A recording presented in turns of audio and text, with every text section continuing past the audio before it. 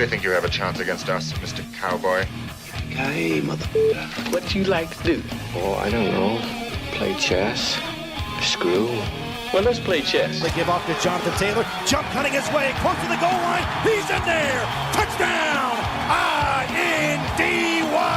Jonathan Taylor. Wheeler finds Quan from the logo. Here's Halliburton into the front court. Mishandled it, but gets a shot. Hits it.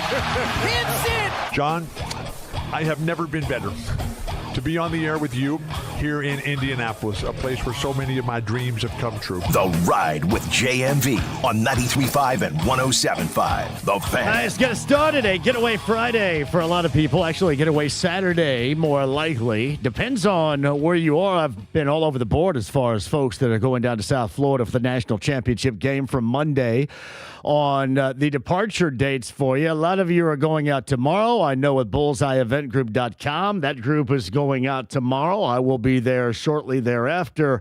Make it down there by probably 2:30 or so tomorrow afternoon and be ready to rock at the Diplomat.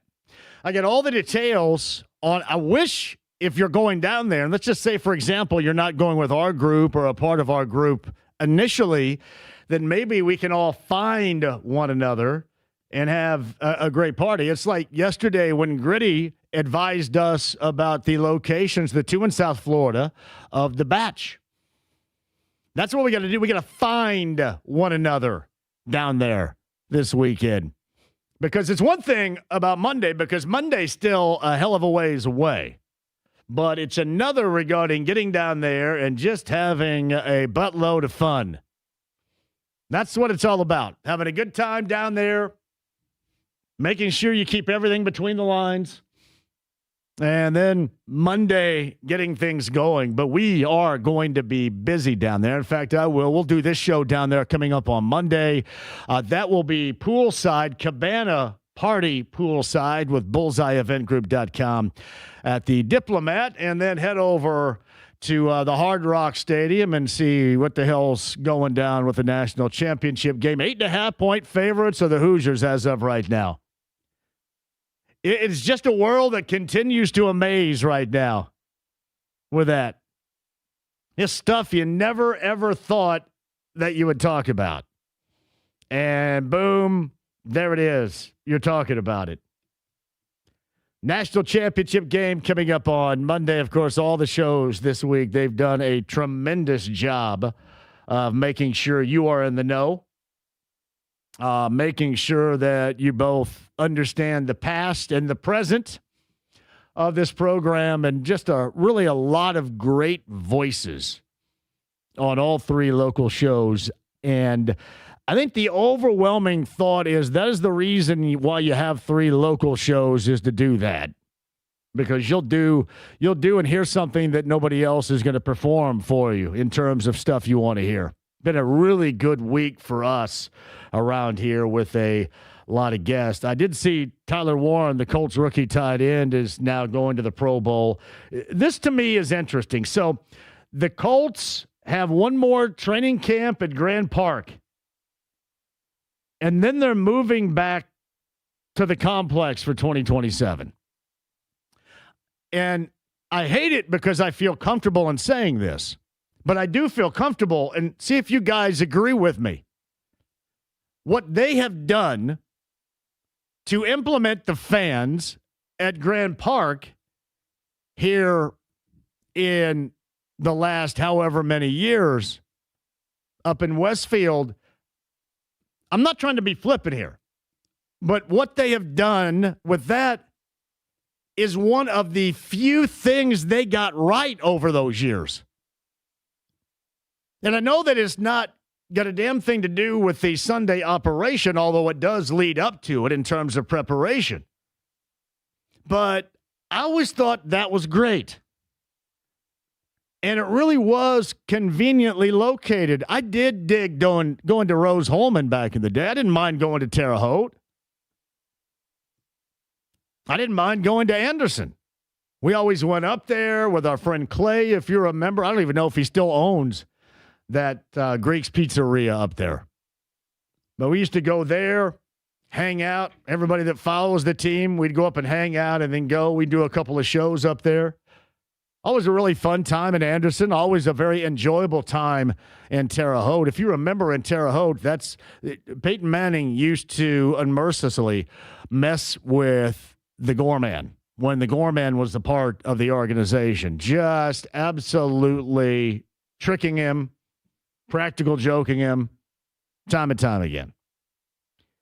But I thought the Westfield Grand Park went about as well as you could possibly ask.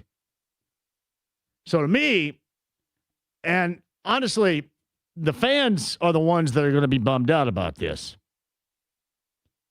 James, he's trying to call. He says no one is answering. Is anybody trying to call right now? All right. Text Hagan. What's that? Tell him to call again. Hagan, tell him to call. You text Hagan and tell him to call again because you got Hagan's number in there. We're waiting on Jared Payton, by the way. Jared Payton, the former Hurricanes running back, the son of the late Walter Payton. Been on the show before. And Jared is supposed to call us. Make sure that he has the right number and he's calling right now because I do want to get him on. But final point regarding Westfield and Grand Park. It was about as good for the fans as you're going to find. And I hate the fact that it's got one more year and then it's over. That bums me out and bums me out big time. And really, the way that you look at it, it is one of the few things they have gotten right. That's one thing that they have over this regime or over this era. And it is too bad that this will be it. And then you go back to the complex. They sent out a little bit earlier a statement regarding the decision. The Colts will be moving Colts training camp to the Indiana Farm Bureau Football Center back in Indy beginning in 2027. Quote, we've held camp at various offsite locations over the years, but given growing logistical and technological demands, we found that it makes more sense operationally to host camp at the Indiana Farm Bureau Football Center. Now, I know what you're going to say. It doesn't matter as long as they win, and you're right about that. But I always thought that this was, I haven't seen others and how other teams operate with their fans. I thought that this was as good it was going to get. And for a team that has rarely, if ever, given you, the fans, a return on investment, that was a way that you could before the season started. Now, you're not going to win, at least in training camp, you're out there with the fans like that. I always thought that that was really good and certainly special for a lot of people that oftentimes are not the same folks that will end up making it to the game. You know, those that go to the game that have season tickets are a lot different than those that normally end up there. Did you get it now? I got you. Thank you. So, yeah, that bums me out. I don't think I'm wrong in saying that was right. And you're allowed to say if the Colts do something right, we can say they do something right even in massive disappointment. Even if we don't believe the decisions they have been making. But, you know, that was one that they did get right. You know, one more year of that Westfield, and then we shall see where they go from here. I agree with you, Jeff. Keep Schleprock away from the IU football team. You never mess with what? Did Crash Davis tell you guys anything that you soaked up from 1988 until today? Crash Davis of the Durham Bulls, the Class A Durham Bulls. He told you never blank with a streak. That is so true. Whatever you're doing right now, if it is just your process and it leads to this level of play, you keep doing it. If it's your fungus on your shower shoes, then you keep on doing it. That is so true. Because we are ready to embark upon incredible ground that nobody, and I mean not even the biggest IU football fan, ever thought they would witness. Believe me, it's absolutely incredible. It is. And I know for a lot of you anti-IU folks, it may wear you out a little bit, but and I'm not going to ask you, I know a lot of people say, hey, you know what, well, you got to root for him. Really, as a fan, I'm not going to tell you have to do anything. Just not be a jackass. I mean, I would love it if you weren't a jackass, but, I mean, it is interesting the impact that this has had. Because the book was closed for a number of years on this thing. And now to be on the brink, absolutely incredible. We'll talk about that. I mentioned Jarrett Payton's going to join us coming up in a couple of minutes, too. Bob Lovell, bottom of the hour. Mike Wells a little bit later on. And Don Fischer, voice of the Hoosiers, is back on the show. He's going to join us coming up at 5 o'clock. So IU and Iowa tomorrow. Is Don doing the Iowa game? Do we know that yet? And then is he hopping a flight after that? I would assume so, right? I would assume that's what he's doing. Double dipping. IU Iowa coming up tomorrow. Then a flight down to South Florida. He'll get there just in time on Saturday night to hang out with me. Nothing, and I mean nothing absolutely wrong with that. I mentioned IU Iowa coming up tomorrow. Purdue, a 2-game Western road swing now. USC coming up tomorrow evening at 6:30. That is a Peacock venture right there. By the way, IU and Iowa, 93 WIBC. That's where you can catch that game. Butler and Seton Hall, that's on the Fan right here tomorrow morning at 11:30 a.m. Butler needs a win like I need this weekend getaway to South Florida. Massively. I mean, anyway, however you can do it, you do it. Even if you don't finally fall in line with me in suggesting that this team play like they absolutely know one another for once. I don't know if I even expect it. Butler and Seton Hall coming up tomorrow. That is on the Fan. You get the Pacers coming up later on tonight, coming off that Wednesday night loss at home to the Raptors, 115-101. The Pelicans later on tonight, 7 o'clock. Your pregame coverage begins at 6:30. That is following the last word later on this evening at 6 o'clock. So the Pelicans and the Pacers, I don't know if anybody watched. And I've stayed away from this because the Pacer season is not any fun. And I get it's a gap season and it's easily more accepted. But it's not any fun. Losing sucks. I don't care in what form in which it comes. And not even for these clowns that all get pinched because they're cheating, the gambling and the point shavers. As an end result, that's not fun because you're always looking over your shoulder. Yeah, I hope the amount of cash they got is worth it for your existence. Because now you're going to be scarlet lettered. And believe me, ultimately they're going to track you down, even if people always say, well, there's no way they haven't been doing it. You're probably right. But one of these days, as they say, loose lips sink ships. And in this case, that's exactly what's going to happen. But losing stinks in all forms. It's just accepted around here because we consider the circumstances. I've rarely brought up Milwaukee because, frankly, that literally book closed for me going back to the summertime. But if you've watched any of their games, and if you watched them play last night in San Antonio, the one thing that has occurred, is exactly what I talked about. You look back with Miles. When Miles was here, there was a lot of misery when it was a too big scenario. When Miles was here, he was highly disappointing, and he wore that around his neck. Oftentimes, he was always the one to get the blame.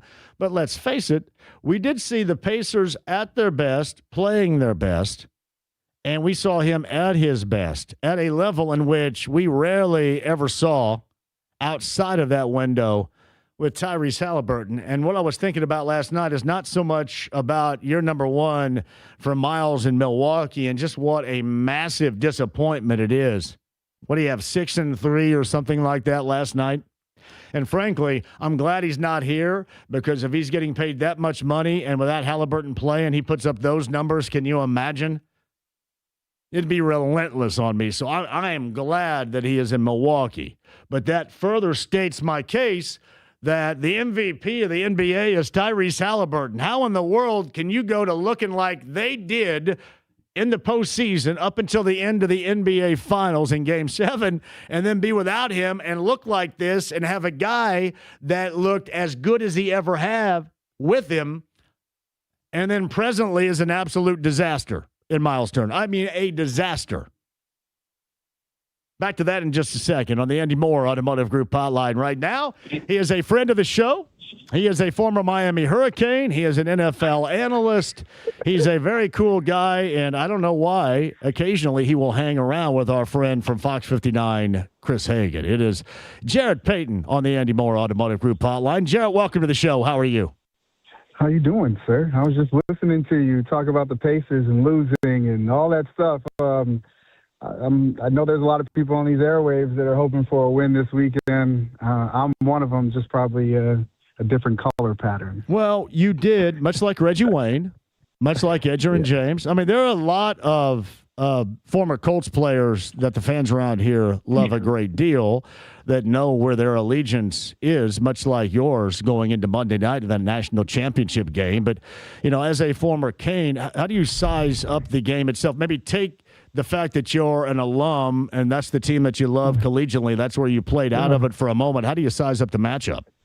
I mean, it's from afar, just being, you know, in the Midwest and, you know, being in Chicago, and we got a chance to really watch Indiana play. And, you know, I'm just a college football fan. If you take anything out, I watch Saturdays more than I watch games on Sunday. I have to watch the Bears, but when it comes to college football, it's always been my passion. So just the amount of respect of what Indiana has been able to do this season, and not even just this season, last season, well, you build to something, and there's always that momentum the year before, then you get a chance to go to a national championship. It's kind of like, you know, our team in 2001. People, if you ever look, people always want to look at the Wikipedia page of the 2001 team, but if you look at the 2000 team with Reggie on that team and Santana Moss, I mean, that team was just as good. And so but we had a building point to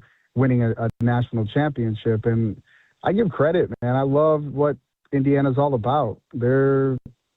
I look at the stacking up kind of similar to what we like to do. You know, it's two teams that will run it through the A gaps, and they want to rely on their offensive line and defensive line to be able to figure it out. This is going to be a trenches battle, and it's going to. I can only imagine. I was in Arizona for the Fiesta Bowl and got to see that Ole Miss game, and the hitting in that game is. The speed of Miami is just unreal, and the way even Ole Miss, seeing the hits that were being laid, I was like, holy cow. If it was like that for the Fiesta Bowl, I think for this game, it is going to be a true battle, and which team is going to be able to kind of not make any mistakes. But I love my offensive line, and I love our defensive line. Ruben Bain is a monster. On the offensive line, the guys are looking at that size as well. We have found a way to be able to do it. And Mark Fletcher is being a former running back there. He's got my heart, man. I've watched this kid in the playoffs and how hard he's ran and what he's been able to do for this team and control the game on the ground. Me and all the former running backs have been texting back and forth, just talking about how proud we are of what he's been able to do. And so I love the battle on Monday night. I'm ready for it. I'm just not talking trash. I just want to sit and watch. A lot of Indiana fans in my area up here in Chicago, man. A lot of people calling my phone, texting me, on Twitter, all this stuff, and I'm like, I am not taking the bait, because I just had 2 weeks of Packer fans going at me here in Chicago. I am not going to eat the cheese. It's not happening, but I'm looking forward to a really good game. It's Jarrett Payton on the Andy Moore Automotive Group hotline. It is a weird contrast, because the IU fans normally are the ones that are feeling it right now and have that overflowing confidence. That's normally the MO for Miami Hurricanes fans and their team. They are, I think, taking this game in more of a stride, a conservative stride, than it appears the IU fans are right now. Oh, yeah. I mean, you just look at this season, what Indiana has a chance to do that, it's very, very tough to be able to go, 16-0?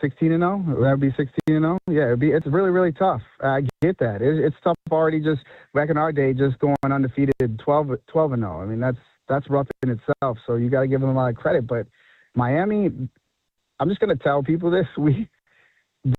It couldn't have played out better. If we're going to have a chance to win this game, this is how I wanted it to be. And I think that this is how they wanted it to be. We don't want anything given to us. We don't want to be the favorites. We want to be the underdog, and that's the way that we played it. We've done that. If you look at the history of our university of winning national championship, it's happened before, and we've been here before. And so just to have, you talked about those guys, Reggie and Edrin, and I just think about all of the gold jackets that are going to be on the sideline on Monday night alongside Michael Irvin and Ray Lewis, and what those guys have instilled and talked to these young men that are going into this game on Monday. It's valuable lessons that you just don't get anywhere. So I like us being the underdog on Monday.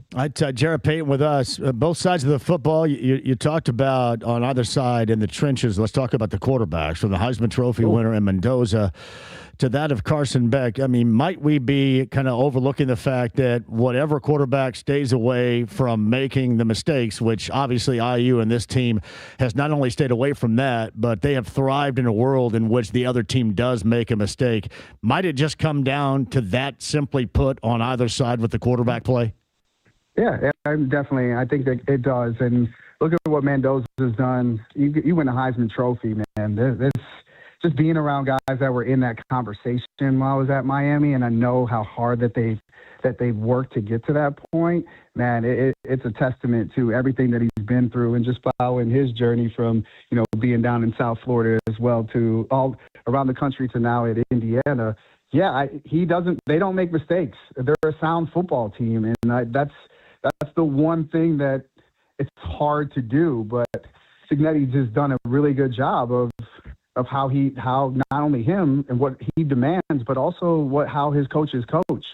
And so that you got to give a lot of credit to that, because you watch a lot of football, and there's a lot of undisciplined teams, and you can't win championships being undisciplined. So yeah, and Carson Beck's gonna have a tough one, but he does have, just as Mendoza has, he's got a bunch of athletes that can take the ball and take it to the house. And there's nobody on that football field on Monday night that is like Malachi Toney. There's only one.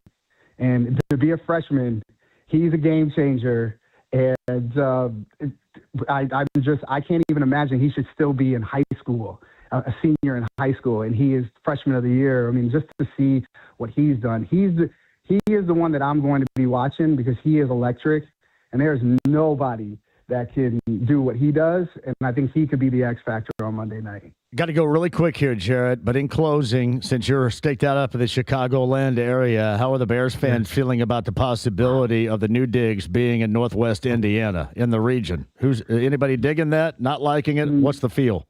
No, I'm not liking it so far. That's what I've gotten some text messages so far, but all we really want to focus on is Sunday evening, and just figuring out a way to get that dub over the Rams and be in the NFC Championship game with a chance to go to the Super Bowl. So we'll figure out wherever the stadium's being played. We just got to figure out how to win on Sunday night. My favorite player of all time, his father, and we always are very happy to have Jarrett Payton on the show as a part of the Andy Moore Automotive Group hotline. I'll be down in South Florida watching this thing coming up this weekend, and then on Monday night. And hopefully, as we get closer to the Super Bowl, we'll get both you and Hagan back on the show. But I really appreciate you hopping on here today, Jarrett. Thank you.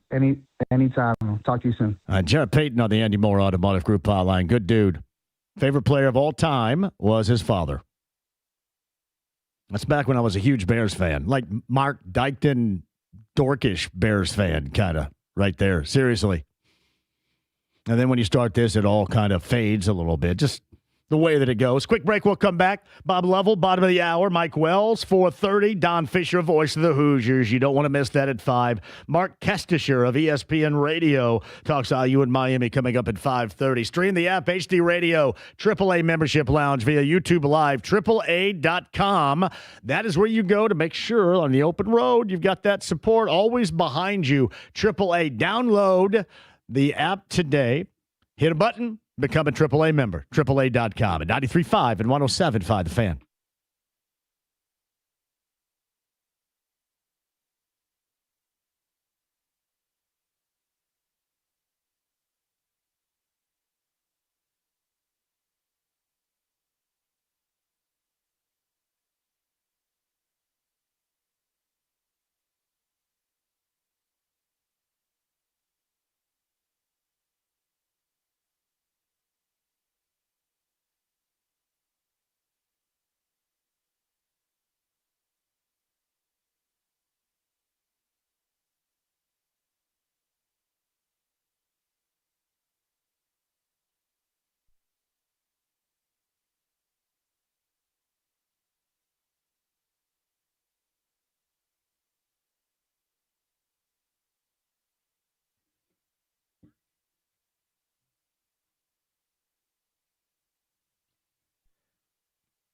It's Big Red Liquors, your headquarters for the big game. Big weekend, big game before IU takes on Miami. Stop by Big Red Liquors, Indiana-owned and Indiana-proud, and a sponsor of what we're going to do on Monday, live from South Florida. In fact, outside of the Diplomat, a cabana party with BullseyeEventGroup.com, and Big Red Liquors will have us there. Meantime, if you're behind staying back here, make sure that you hit up Big Red Liquors. It is going to be outstanding what you put together for that big game experience. And believe me, as a party host, your friends and your family will love the fact that you stopped at Big Red Liquors. The Red Hot Deals, the Speakeasy, powers the JMV Takeover every Saturday night, with the exception, James, of this Saturday night. We will not be doing that this Saturday on B105.7 because Big Red Liquors takes us to South Florida, where we bring you live coverage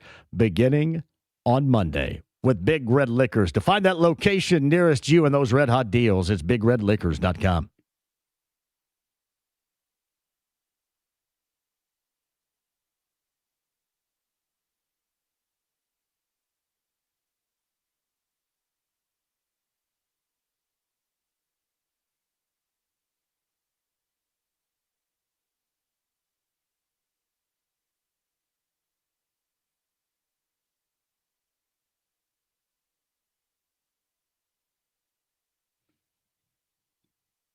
Hey, John here with a great idea. LD Smith Plumbing and Drains. 317-927-7186. You say, well, wait a minute. Plumbing is enough. What about the drains? No, expertise in drains. And why? Because if you have a clogged drain, that can lead to incredible mishaps. Inside, outside your home. You want no part of it, meaning you want the expertise of the absolute best in plumbing in and around your home to make sure everything is 100% correct and you're clog free. It's Lance and his local team at LD Smith Plumbing and Drains today. 317-927-7186. All of your plumbing needs, and especially clogged drains. LD Smith Plumbing and Drains. 317-927-7186. Online, ldsmithplumbing.com.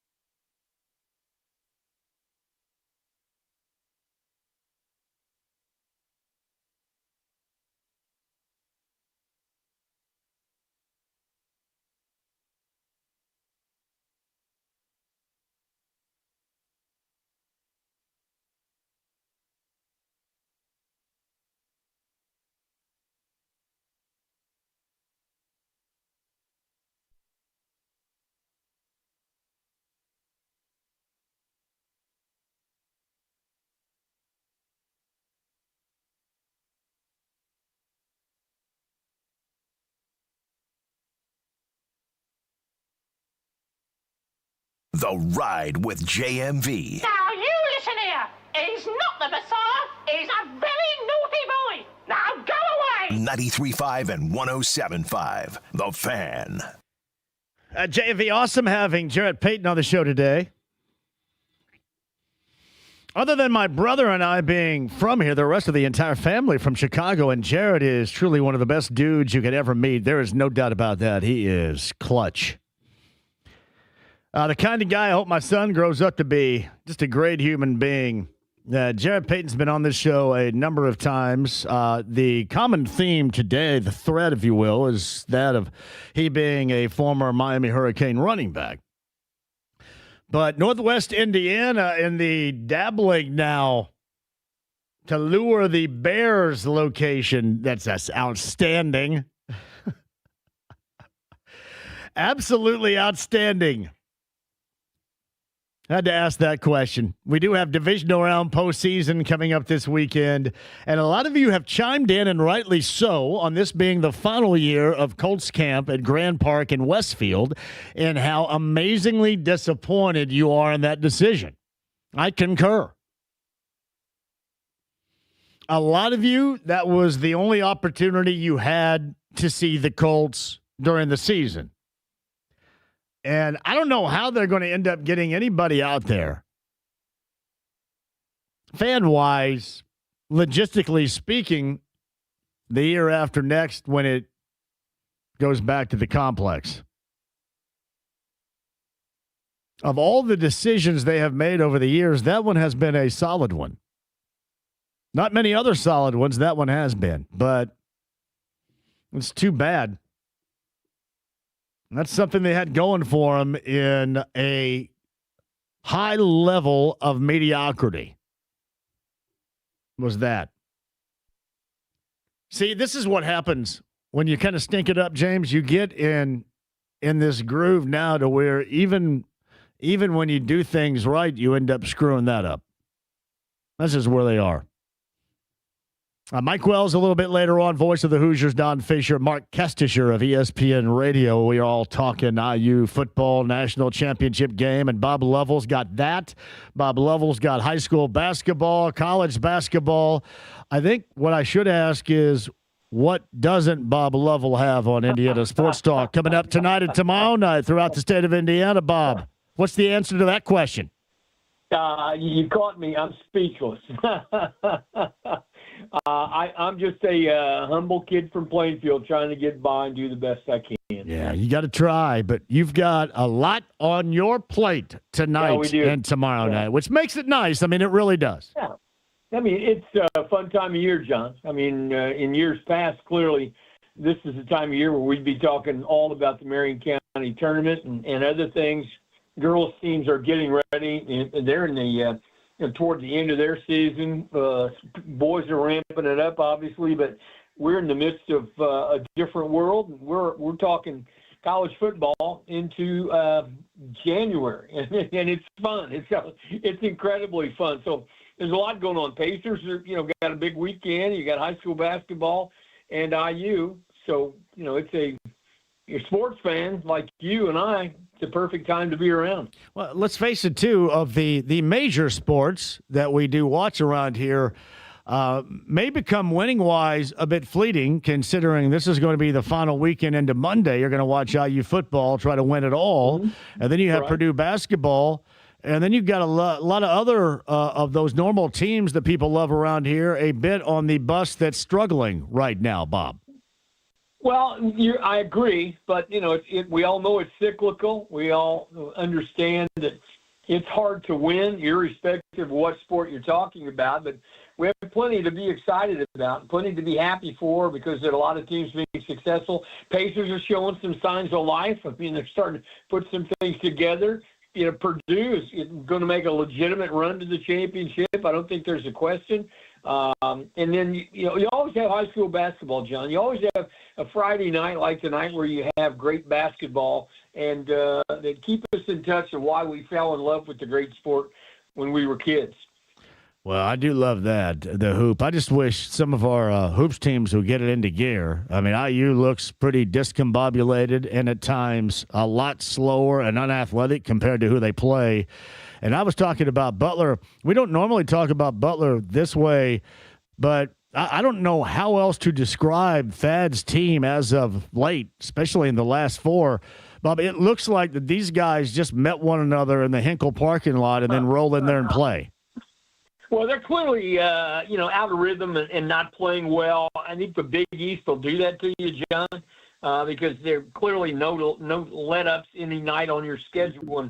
But it's been disappointing. I know that they, thought they had a great start to begin the season. They have regressed, it appears, and it's a long year, as we all understand. But they're in a little bit of a slump, and it's hard to get out. Once you get in it, it's extremely hard to get out of it sometimes. Yeah, well, that's where they are. I mean, it looks like here recently Thad doesn't have too many answers to come up with. And the clock is ticking on this group right now. It may have already gone well past the point of no return. But, yeah, Seton Hall would be a must in the category of getting back on track coming up tomorrow for the Dogs. No, I think you're right. I do think you're right. And again, the Big East is very good. St. John's is good, obviously. UConn is UConn. So there are a lot of problems. We're trying to put together a group, but I'm like you. It's disappointing. I know Thad is a tremendous coach and has a great staff. But things aren't working out like they thought they would. I think we're understandably excited about this team and some of the additions they made, and they finished it up strongly a year ago. So let's hope the Seton Hall will be a place that cooperates and get the Dogs started. So, Bob Lovell of Indiana Sports Talk, I mentioned IU too. IU gets Iowa coming up tomorrow. Iowa didn't look bad at all for the better part of a half against Purdue, hung around the entirety of that game before losing to the Boilermakers. IU Iowa coming up tomorrow. That's 1 o'clock, 93 WIBC. Boilermakers get the first of two out west on the road, Bob. USC tomorrow night at 6:30.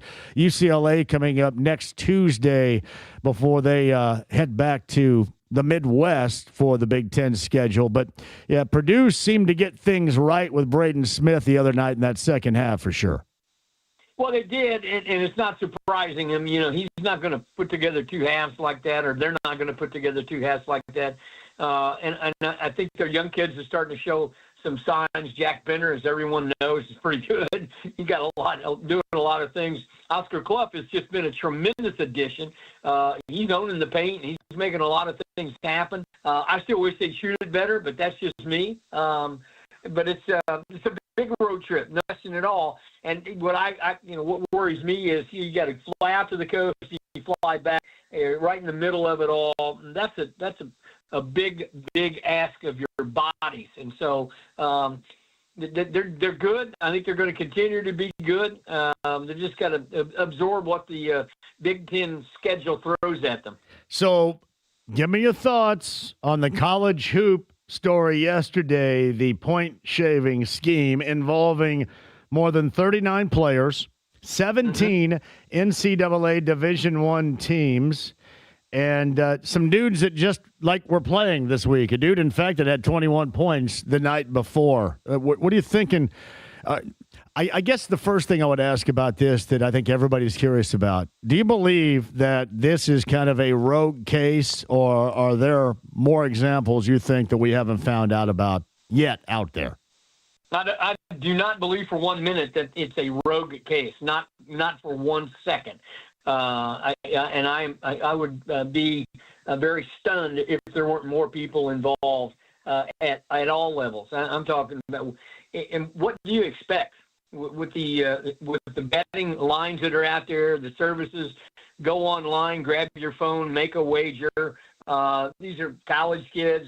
Look, I'm not at all surprised. I'm also powerless to give you an answer of how I would change it and what you can do. I mean, the culture has sports is all about gambling, John. I mean, listen to the airwaves of the show that you do. And they're good for us. It's great revenue. Yeah. People bet. They bet on sports. They bet on everything. And so we're going to be surprised that college kids are in on it and making a little bit of money. So everywhere you turn, someone's gambling on a sporting event. I think it's pretty naive for all of us to look at it that way. Naive indeed. It's Bob Lovell of Indiana Sports Talk, and a lot of IU football conversation coming up tonight and tomorrow night as well. In fact, dialogue, my friend, that I'm assuming you thought you would never have, and here you are.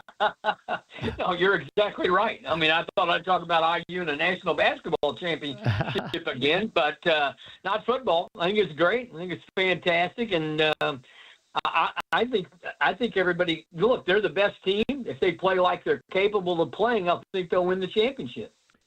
Bob Lovell of Indiana Sports Talk, the place to be later on tonight and tomorrow night for that matter. Network Indiana affiliation around the state. How many affiliates do you have? We just throw around the number 50 or so. Oh, that's beautiful. And you know what? Bad. Some of the best communities in the state of Indiana you cover too. That's great. Well, you got look. You're a big fan of this. You got the big Bar Reeve Lagodi matchup tonight. I'm a big fan of that. Hey, especially when the Bar Reeve coach leaves to go to Lagodi. That's beautiful right there. Oh yeah. There may be some fights breaking out. Yeah, they don't have enough drama to begin with on that game. Josh Thompson leaves Bar Reeve and goes to Lagodi. You're right. It's a great story, especially down there. It's a fantastic story, and that's always one of the great games of the entire year, with all the publicity and all the drama and all the backstories that are involved in it. I'm telling you, this is a night, and I don't know. I know it's every other week when Dinkies is open. There's zero way Dinkies is open tonight when that game's going on. No way, right? Yeah, I'm not sure they'd make a buck because both communities are there. It's just one of those nights, and for anyone who believes that high school basketball has lost its luster, you're crazy. Just go down to that part of the state on a night like tonight. You'll find out it's alive and well, and it's already sold out. If you're not, that's the type of situation, John, where if you don't already have a ticket, you think you're going to buy one. There's no way it's happening. Buggy parking is right there up front too. So absolutely. Yeah, if you got the horse-drawn carriage and a buggy, you're going to be good to go for parking. Well done. It's all good. Down there, as you know, that's the way of life. I do it. All right, Bob. We'll be listening later on tonight and tomorrow night. Have a great weekend. Thank you. Thank you. It's a Bob Lovell of Indiana Sports Talk. Bar Reeve and Lagodi, rabid rivals. Basically, 5-6 minutes down the road from one another. So Josh Thompson, the former Bloomfield Cardinal, was the coach of Bar Reeve. Great deal of success. Decided in the offseason to become the head coach of Lagodi. That is going to be a tinderbox of activity down there later on tonight. I'm assuming you could get in the gym. Normally those things are sold out. That'd be great. Great weekend. Hey, James Jr. says 1070 AM is working in Mooresville. Shout out to Mooresville. Well, there we go. We're getting down to Mooresville with 1070. Yeah, the AM signal is like at 250 watts. I don't know if that would keep the electric razor of James alive for very long, but it's trying really hard, pumping out the wattage to your cottage right now. We've got our hamsters on the wheels working on it. We do. Stream the app, HD Radio, AAA membership lounge via YouTube Live. You guys want to jump on board at 239-1070 next, and then in the 4 o'clock hour, we've got room before Wells, Don Fischer, and Mark Kestisher join the show. Don't go anywhere. What a weekend we're upon right now with 93.5 and 107.5, The Fan.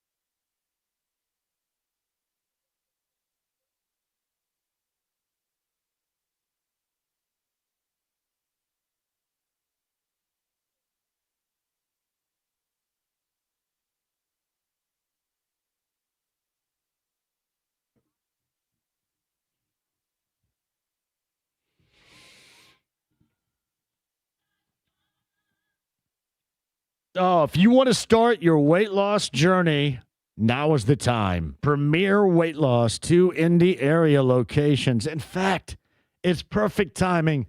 Start the year, get on the path, your weight loss journey that you're looking for. Again, no matter the reason, losing the weight, better health, better shape, the look, whatever. Turning back the clock, all of the above for me. It's absolutely worked. And let me tell you this, it will work for you as well. And if you put your nose down and do some work yourself during the process, you will see even greater results. And in fact, you have, well, really experts surrounding you to make sure you stay within your reachable goals and stay on track at Premier Weight Loss. Sam and Lauren and Thomas and the gang, absolutely brilliant at making sure you get the job done right for you. And you can with Premier Weight Loss. So why, as they say, dally? Get it going today. Premier Weight Loss, 2 locations. PWLindy.com. Make sure that you tell them I sent you. Hey, ask about the electric toning machine. That thing is genius right there. I mean, I've got abs of steel now, baby, thanks to the electric toning machine. It is awesome. Try that today. Tell them I sent you. That's PWLindy.com. One more time for Premier Weight Loss. It's PWLindy.com.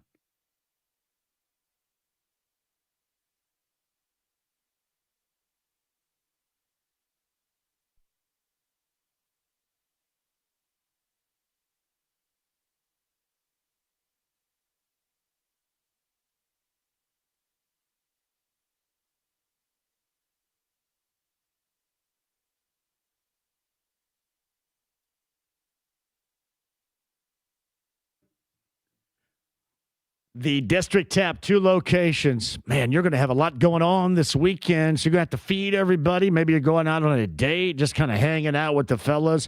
Both locations, that's where you go. Clearwater Crossing on the north side. You got live music coming up this weekend, too. But the great happy hour specials, the damn good food, and TVs everywhere. In downtown, got a Pacer game later on tonight. Post up there for a pregame, and then back there for the postgame for the damn good food, the happy hour specials, and you're not going to miss a moment of anything at the District Tap. Ask about the live music, the event space, and more. And a shout out to District Tap owner Michael for, as always, putting on an incredible product for you to enjoy. That's the districttap.com.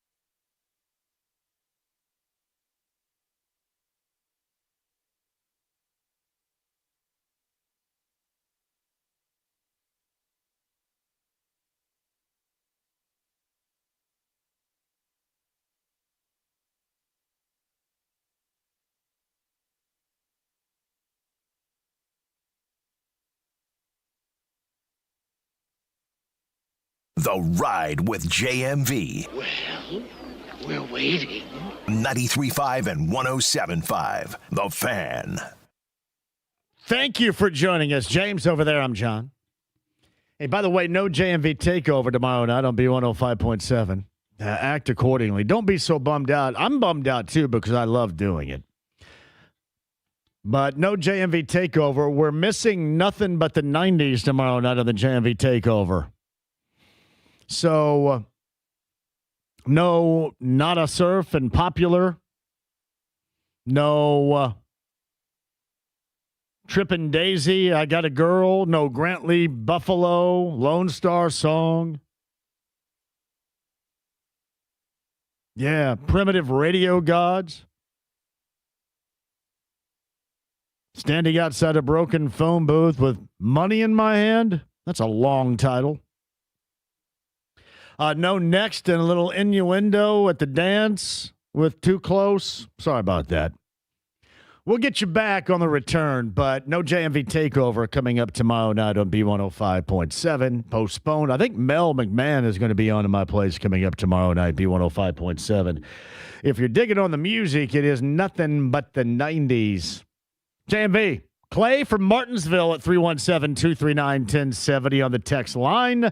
Clay reports that the 1070 AM signal is starting to fade around Bradford Woods. James, that is in the vicinity of Centerton off of State Road 67, where there's a gas station, Subway, and a drive-in. And what used to be, and I don't know if they still play softball there used to be a softball fields, a bar, and a drive-in. The Centerbrook Drive-In around Centerton, Indiana, off of State Road 67. James? Your encyclopedic knowledge of just incredible. some of these obscure places or things that I have never heard of. It's very impressive. People may wonder if I've ever played an all-night tournament at Centerton at those softball diamonds, and I have been on there before.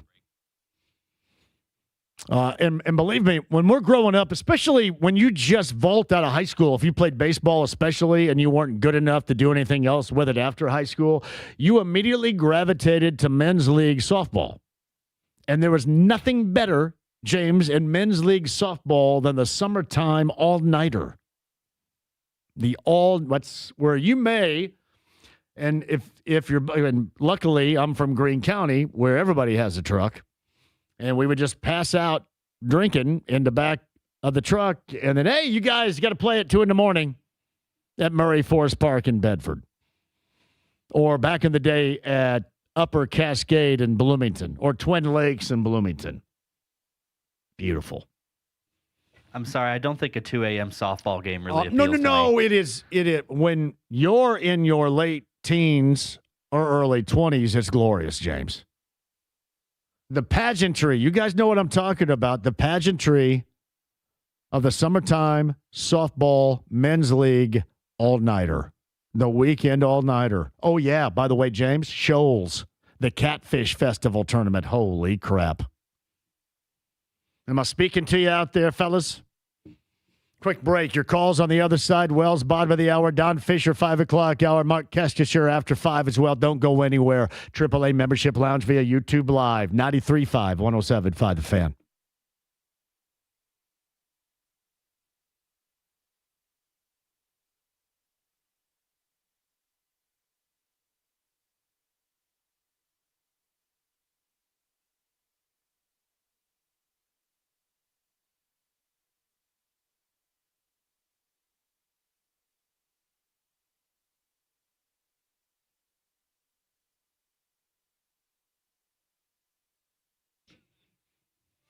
WeGrowHairIndy.com. Who wants it? Who needs it? Who has to have it? Who wants the option of your real growing hair again? If you're motivated, that's good. Now make the call. 317-522-2995. On the other end, Darren Andrews will set the pace for you.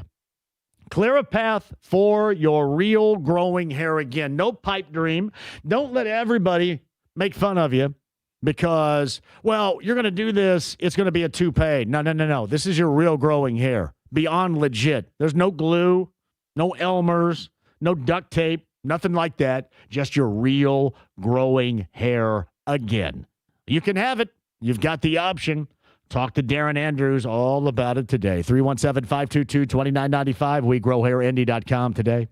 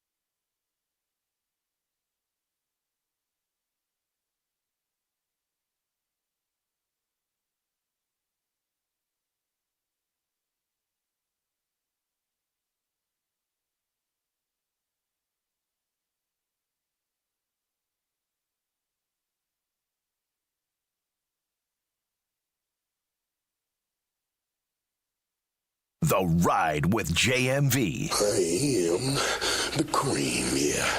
The cream of the crop. And there is no one that does it better. 93.5 and 107.5. The Fan. We have a proclamation from Governor Mike Braun, which there's zero way he wrote this himself because nobody from DuBois County writes like this. There's just no way. And it is not in crayon. I'm just joking. There's zero way he wrote this, but I'm going to go through the proclamation. It's lengthy. Not right now. We do lead back into Miami because Kevin's at 239-1070, and he is driving to Miami. My brother, that is awesome. Take it away. Doug says later he wishes his ring camera too. Kevin, do you have us right now, or are you having a conversation? Plug it in the back of my truck. Hey, what's going on, MB? What's up, Kevin? Hey, the Van Horn bus is south. We are about 30 miles north of Valdosta, Georgia. We will be in Fort Myers at 9:30 tonight, staying at the Bowen home, who graciously said, stay with us tonight. We're going to get up in the morning. We're going to be in Miami by noon, and we're going to have the time of our lives. We've got myself, my twin brother David, unfortunately was not able to make it from Michigan. However, we got a very witty guy in the car by the name of Dave, who will just knock your socks off with his wit. And then we have a real quiet guy named Michael in the car. He's a pretty witty fellow. All right, are you guys going to are you guys going to track me down? Well, that's one of the reason for my call. We need to know where you're going to be located, because we're going to come in and we're going to make the show go viral. So where are you going to go locate? I'm going to be at the Diplomat in Fort Lauderdale, and one of you guys can sleep in the bathtub if you want. I don't care. And all three of us, neither one of us drink. Neither one of us get high on life. We get high on life. That's our drug of choice. And right. I guarantee you, JMV, you're going to have a blast when you meet us. Well, listen. I am primed for a blast. So just let me have it. Just let me know. I don't know how you let me know. I tell you what, give your number to James when I hang up, and I'll get a hold of you. And you guys come over to the Diplomat or whatever, and we'll find some places to go. And you got the bail money, okay? I do. And when will you be located at the Diplomat? That's a hell of a question. I don't know. I'm going to walk in the lobby at some point tomorrow about 2 o'clock and say, where the hell's my room? And then go find it. Okay, we're going to find you, JMV. Hey, JMV, thanks to you and the staff there. You guys do wonderful work with respect to getting those celebrities, for lack of a better word, calling in and you entertaining all of us. That was a great joy to hear Walter Payton's son being interviewed and telling his beautiful story. So thanks a million for what you and the staff do for 107.5. That is awesome of you guys to say. All right, keep it between the lines. Stay safe on your way to Fort Myers tonight, and keep me updated, okay? And stay on hold. James is going to get your number. Sure will. Thanks a million. You got it. That's Kevin and company right there on their way, what did they say, a little bit south of Valdosta, Georgia, on their way to Fort Myers, and then over to find me around Fort Lauderdale. Yeah, listen, if you guys can get down there, I don't care if you sleep in the floor. It doesn't matter to me.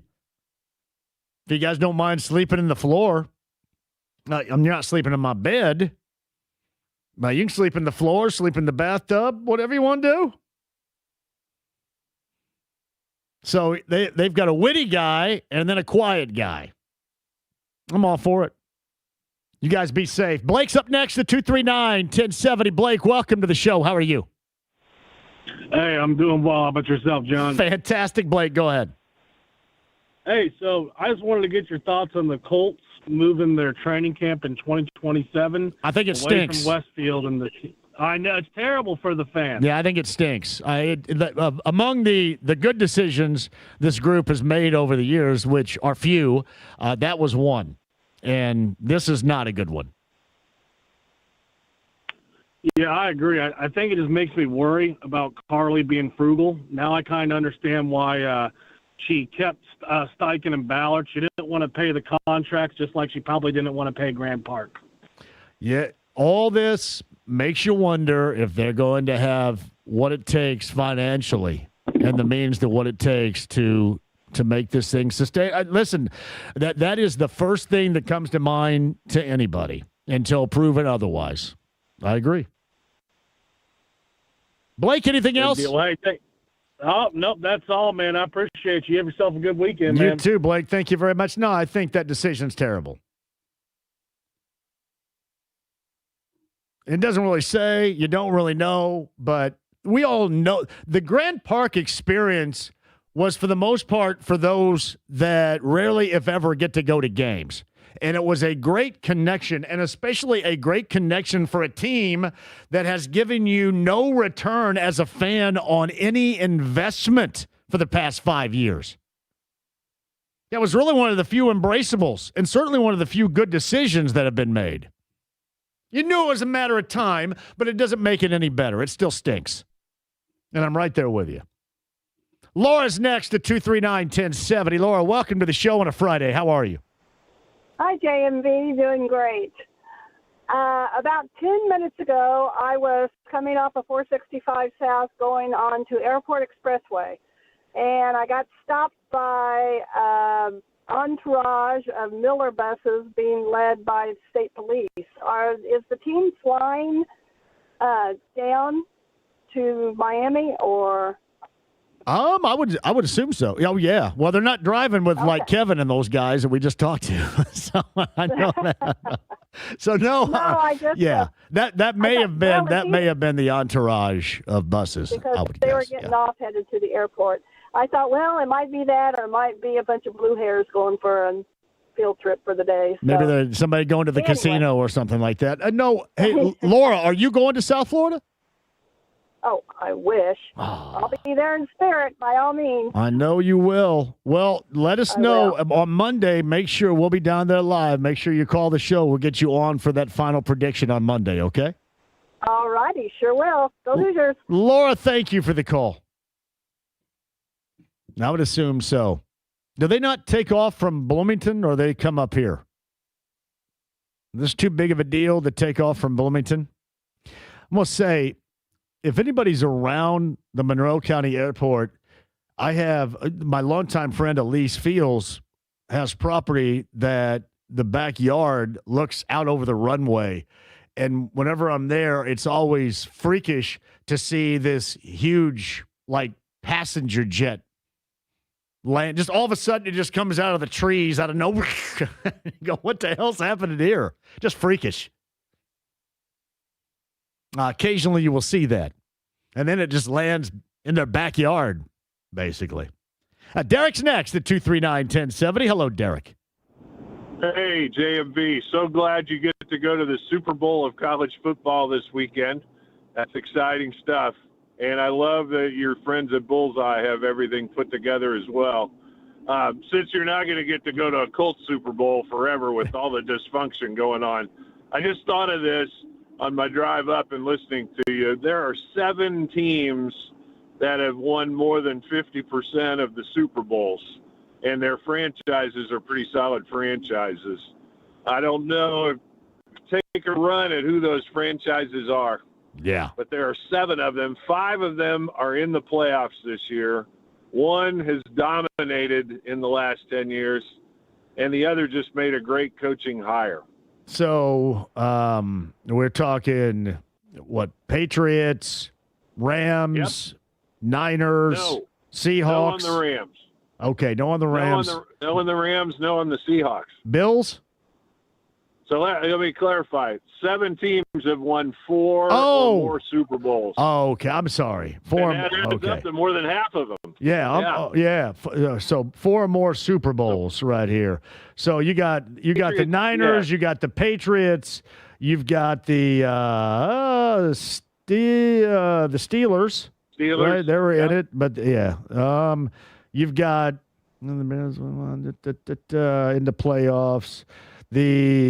How many of the Eagles? The Eagles haven't won that many, have they? They have not. Yeah, hold on. I'm still going strong right here.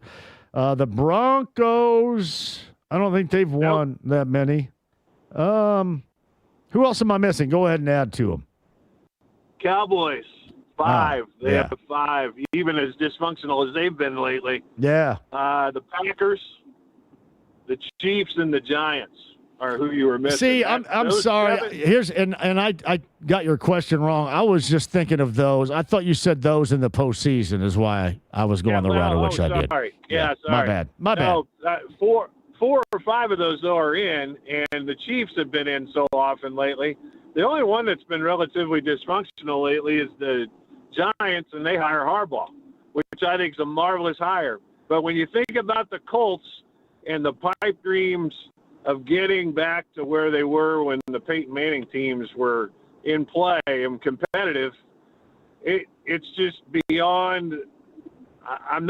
I don't understand how the fan base is not more uptight about just what all these things going on. You just had that guy on that brought up the training camp issue. You can't keep taking and not give anything back. And that's what this has been about. And that's how people view it. And even if you look yourself in the mirror and, Derek, you don't think that's what you do and how you operate, that's how it's viewed that you operate by your fan base right now. And that is a tremendous image problem, if for nothing else. Yeah, until the fans stop sitting in the seats at Lucas Oil, you're not going to see much of a change. So, Colts fans, for what it's worth, like to fill the seats, but the only way they show the franchise their frustration is not showing up.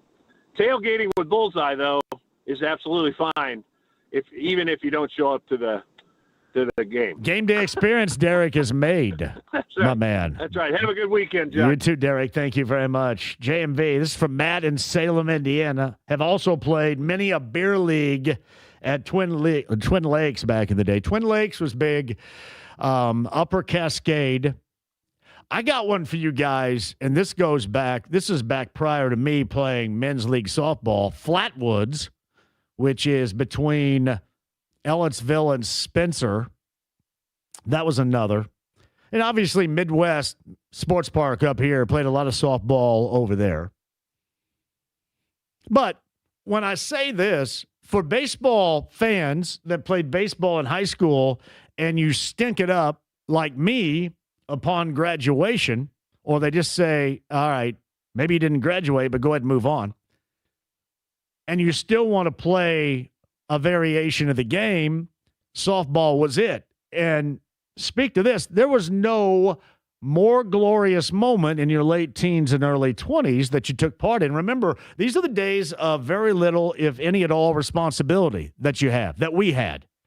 And now you look at that and you even more embrace it because we're absolutely watered down with responsibilities. But you look back then, you had very little, very few. One of the greater things for the dudes out there, the all-night softball tournament. Doesn't Clayton Anderson have a song? Doesn't his Indiana song mention softball in it too? I believe it does. And listen, Clayton Anderson, has played many an all-nighter at Murray Forest Park back in the day. Glorious. That is a true story. JMV P1 listener David Bayer heading to Miami tomorrow, booked for the Diplomat Sunday and Monday night. Uh-oh. I'll look for you. I've got his cell here, James. And Mindy Winkler's crew. That's the Mindy Winkler crew down there. You know, Mindy that works on Hank FM. She do nights on Hank FM, evenings on Hank FM? I think so. Yeah. Mindy and Bob. Well, for you guys down there. I'll be the one with no shirt. Ever. Are you going to be doing the show shirtless from the Diplomat? Yeah. Don't tempt me. Rex Hampton says, will you be doing the All Request Saturday Night Show live from the Diplomat? Hey, Rex, man, don't be disappointed in me. And I kind of wonder, I'm a bit disappointed. Normally, I will go above and beyond. But I'm going to bag the JMV Takeover this Saturday when I'm in South Florida. So I'm not doing it. I think Mel McMahon is going to be in for me, and it's nothing but the 90s on B105.7. So we will postpone the JMV Takeover until next Saturday. I do apologize about that, and believe me, it's meaningful because I love it. There's a reason why I come in here live every Saturday night and do something, and other radio dudes go, hey, you're crazy. Why don't you voice track that? And I said, because I'm not a half-asser like you. I'm a full-asser. And full-assers come in and they do it live for 6 hours. Half-assers voice track it on Wednesday. James, you ever know me to be anything but a full-ass? I'm a full-asser. I have not, no. There is no half-assing going on right here. You're pretty much always completely sending it, 100%. I'm John. Just call me full-ass. Corey writes this, JMV, we're not renewing our Colts season tickets for 26. Can only tell yourself, well, we don't want to be on the outside looking in when they finally get this right for so long. And Corey, the image that I just described, the image you have of the Colts organizationally right now is not the image they believe they see when they look in the mirror. And that is what has to change. It is, I think it's beyond philosophy too, but that's what has to change. I know a lot of you kind of view this whole, moving back to the complex stuff after this summer, not that big of a deal, but it is for those that rarely get to go. And right now, you're losing a lot of those that have consistently gone since they got here. And certainly have consistently had season tickets since the Manning era. Now, you look in the mirror, and that is you. And what your fans are saying, take it in. I mean, you don't listen to them in terms of how you operate personnel-wise, but understand what they're saying to you. They're tired of your product. And they're tired of no return on their investment. They give, and you give them very little, if anything, in return. That is a relationship that will not last. JMV, I love those softball memories, especially those former high school shortstops that had to play shortstop on the softball team. Outfield was the action spots. Brian, I will tell you this. Here's the problem that you have. I was a high school catcher, and I love catching. But there's nothing more boring in the history of mankind than catching in men's league softball. So you always had to, as a catcher, try to transition and play someplace else. Normally, that would be first or second base. So I transitioned. I played second, and then got motivated to play one of the left center or right center positions. Yeah, the catcher gets left out in this. The catcher just kind of lean back there and you're bored as hell. The catcher is the one on the team that barely can catch the softball when they're warming up.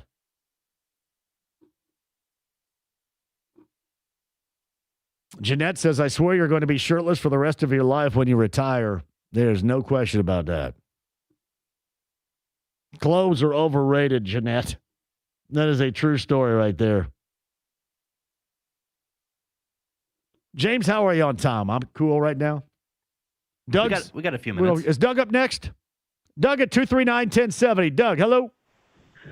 JMV, what's going on, my friend? Doug, I got lost in my yip-yapping right there and almost forgot about you. Go ahead. All right, I'll try to make it quick here. 1981 circa sophomore at IU, so I date myself. Philadelphia Spectrum, went down, saw us beat Rudy Macklin and LSU, and then went on to beat the Baby Blue in North Carolina. 1987, the Keith Smart shot was there in New Orleans.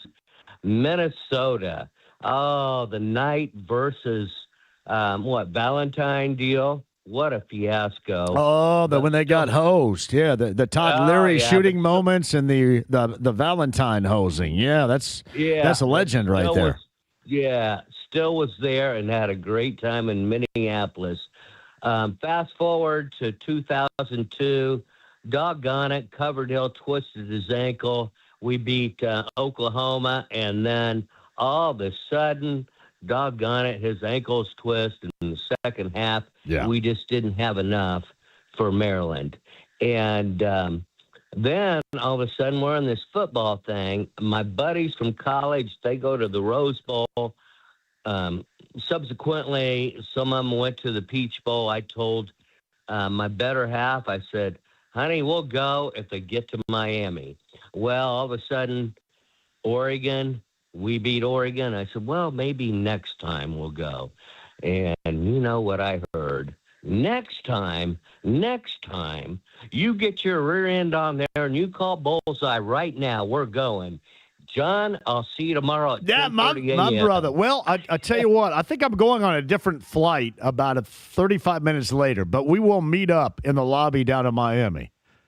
Absolutely. Unless I end up in Bolivia or somewhere. Absolutely. I'll tell you the story, JMB. I'll tell you that I called, but you'll meet me and my better half, and we're gonna have a blast. We are gonna have a blast. I've never been to one of these that I don't regret, win, lose, or draw. Well, so I can't wait to see you tomorrow, Doug. I'll be about 35, 40 minutes after you guys arrive on my flight, and I'll go to the hotel and find out where I'm staying, and we will go from there. But many cocktails and many beers shall be had, my brother. Okay? Diplomat, here we come. You got it, Doug. Can't wait to meet you, pal. All right. Thanks a lot, bud. I love Doug's going, too. I got guys sleeping in the bathtub, and Doug's going to be down there. Gritty's at 239-1070 on this show today. How you doing, Grit? I'm heading to Louisville to check into my hotel. My flight is like at 4:45 a.m. tomorrow, so. Oh, you're out of the what? Does Louisville go to Fort Lauderdale or to Miami, or do you have to stop somewhere else first? I have to stop somewhere first. Where are you going first? Baltimore. Jeez. Woohoo. I know.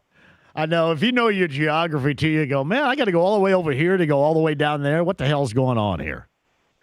You know what? I won't be driving, so I don't care. Correct. Where you staying? Are we going to meet up? I want to buy you a mimosa or two at the Batch. I would like to go to the Batch. That sounds awesome. I know that I'm going to I have Jay Law's number, so we're going to try to catch up with each other at the game, and he said you guys would be together. So. Yeah, we will. He'll be he's going to be with me at the game, and he'll be with me the entire time at the Diplomats. You'll have to come over and hang out with us. I may have some other fun for all of us to enjoy. Anybody that's around us. I may Pied Piper us to some other fun. Very unconventional fun. Sounds good. But no, hey, be safe, and we'll catch up with you when we get down there, Grit. All right, go Hoosiers. Gritty, the pride of Vanderburgh County, going 64 to Louisville, taking off to Baltimore, and then to South Florida. I love these stories. Is it break time for me? Son of a gun. Jeremiah, DJ, Nick, Kenny, you guys hang on. I got time for you, so chill. Wells, voice of the Hoosiers, Don Fischer, Mark Kestisher, and you guys on hold. Don't go anywhere. AAA Membership Lounge via YouTube Live, 93.5, 107.5 The Fan.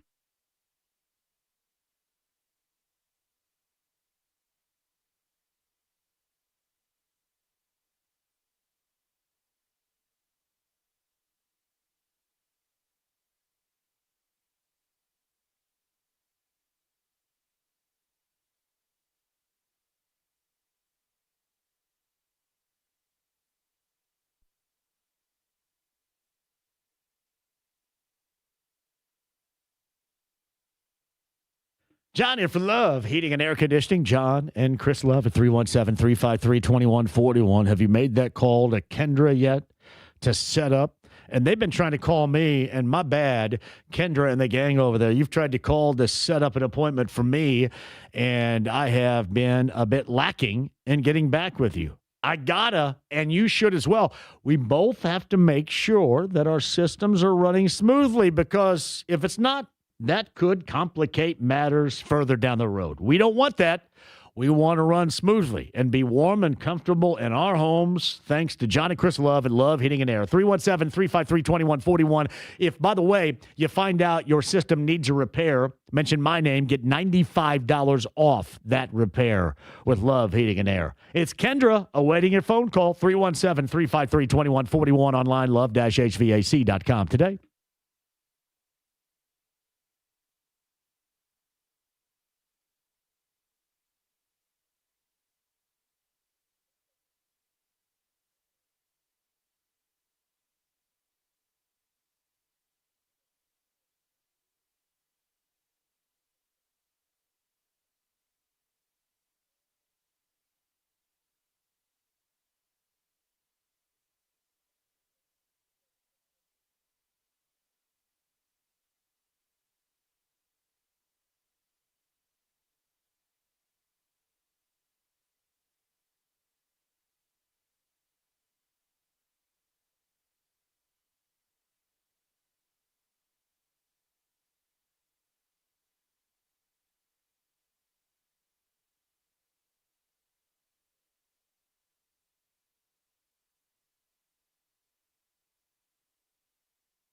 All right, John, for QC Kinetics. Why? Because there was a struggle. There was a struggle with chronic knee pain, and I'm way too stinking active. Love basketball too much, even at the age of 56, to try to even think about giving that up or succumbing to the knee pain. So a few years back, I called and set up a consultation with QC Kinetics. Glad I did. QC Kinetics used the innovative treatments with my own body's biologics. Who knew? To get rid of my pain. 317-559-PAIN. That's 317-559-PAIN to combat your pain, wherever that might be right now, with that no obligation consultation to let QC Kinetics see if you qualify for the therapies that they offer. QC Kinetics using the regenerative therapies, including PRP, plasma, and stem cells. Man, no more knee pain. Hallelujah. Thanks to QC Kinetics. It worked for me with my chronic joint pain. It can work for you. QC Kinetics, a fantastic success rate with qualified candidates. So find out if you qualify today and get rid of that chronic joint pain forever. Calling QC Kinetics. 317-559-PAIN. 317-559-PAIN. Tell them JMV sent you.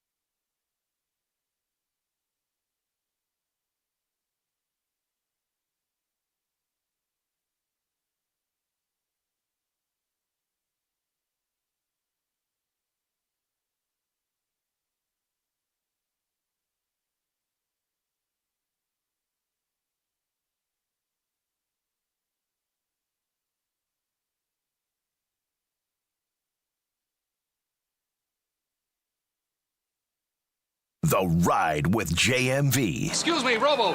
Any special message for all the kids watching at home? Stay out of trouble. 93.5 and 107.5. The Fan. Nothing but the 90s this weekend on B105.7. Mike Wells. I got to tell you, man, this was probably one of my least favorite Boyz II Men songs, the ooh-ah on this one. So I'm going to go ahead and take the L. All right. Well, whoa. You want to, what's your favorite Boyz II Men song? What can you do? Because we can't leave the world hanging like this, brother. Oh, I mean, End of the Road, Bended Knee. All right, give me get on Bended Knee. So you like those two more than ooh-ah. Yeah. That's some steamy heeing and sheeing. This is not this. You like the sappy stuff. Why? Yeah. Well, that was high school time. All so right. I had to roll with that. Good Lord. All right, let me go. I'm going to hit the post on this. The All Request JMV Takeover and Mike Wells doing his Boyz II Men. Mike? Darling, I can't explain what it lose our time. Girl, it's driving me insane.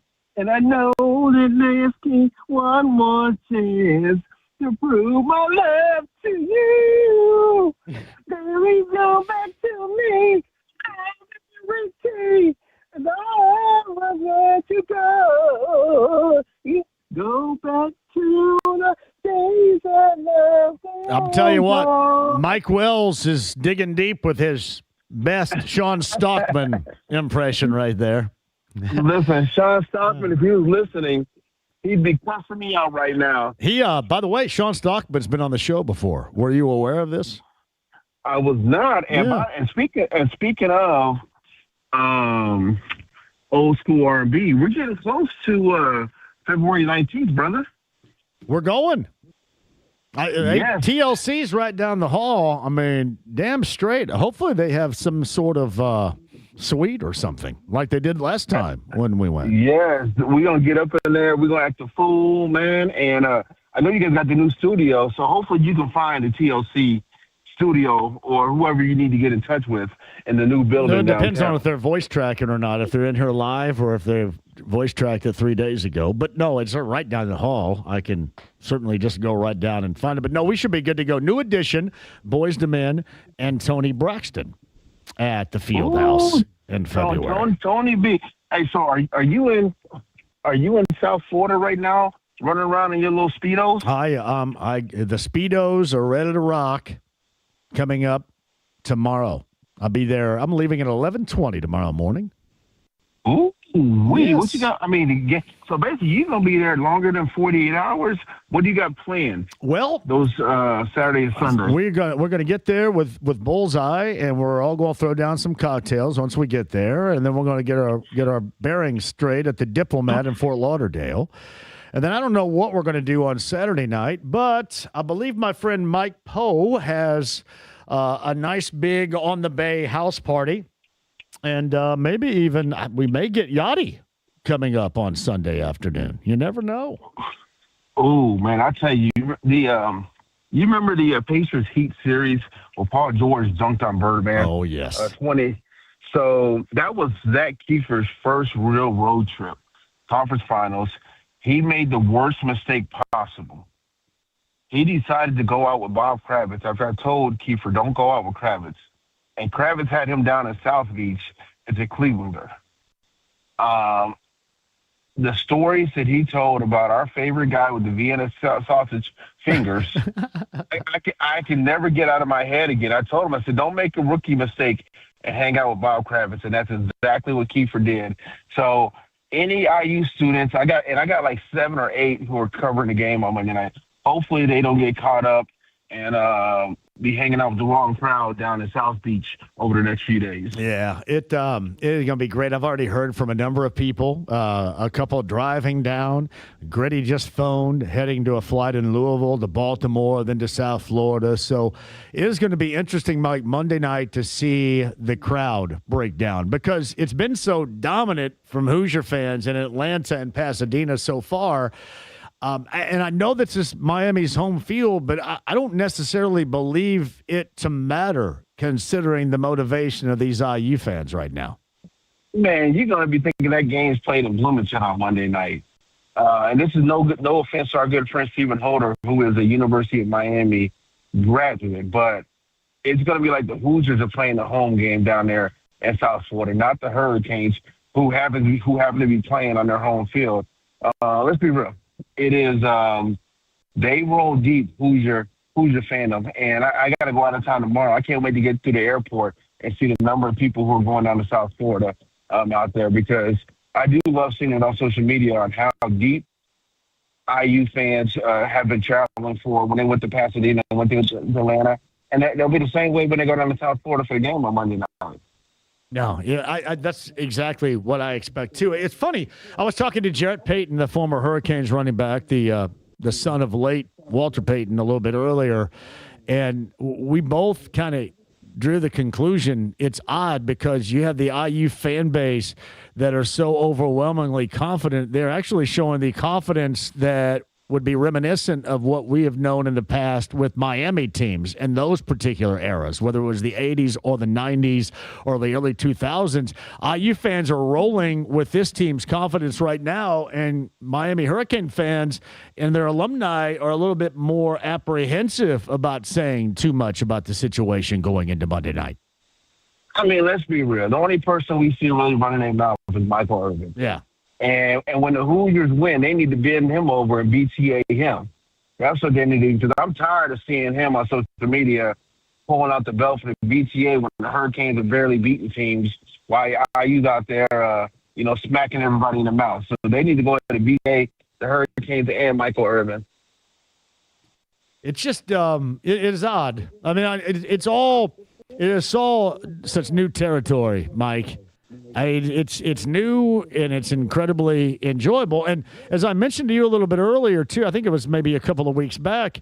It's needed because you got this, and you're going to have Purdue basketball, and there's not going to be a lot of winning or success going on around here. It will be few and far between with those teams around here we normally back. No, you're right. And, I mean, the IU men's basketball team has kind of come back to earth, too.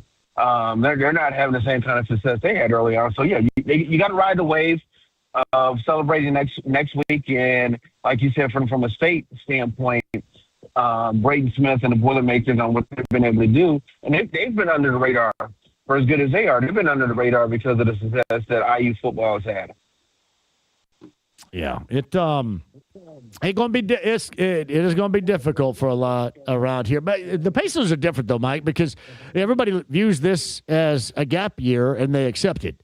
Kind of everybody else, outside of Purdue, who's winning basketball games right now, everybody else you kind of look at and go, all right, what the hell's going on around here? So, and you brought up a great point about the Pacers.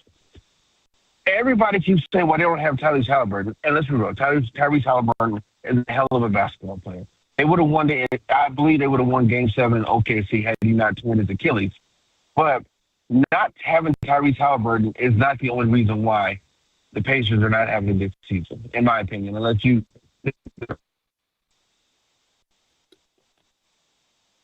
Are you still there, Mike? We lost you.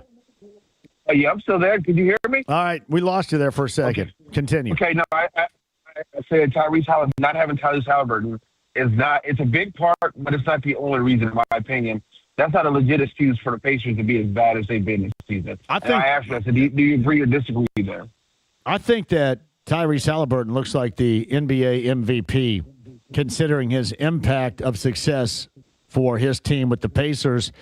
And then 6'11" big man now holed up in Milwaukee.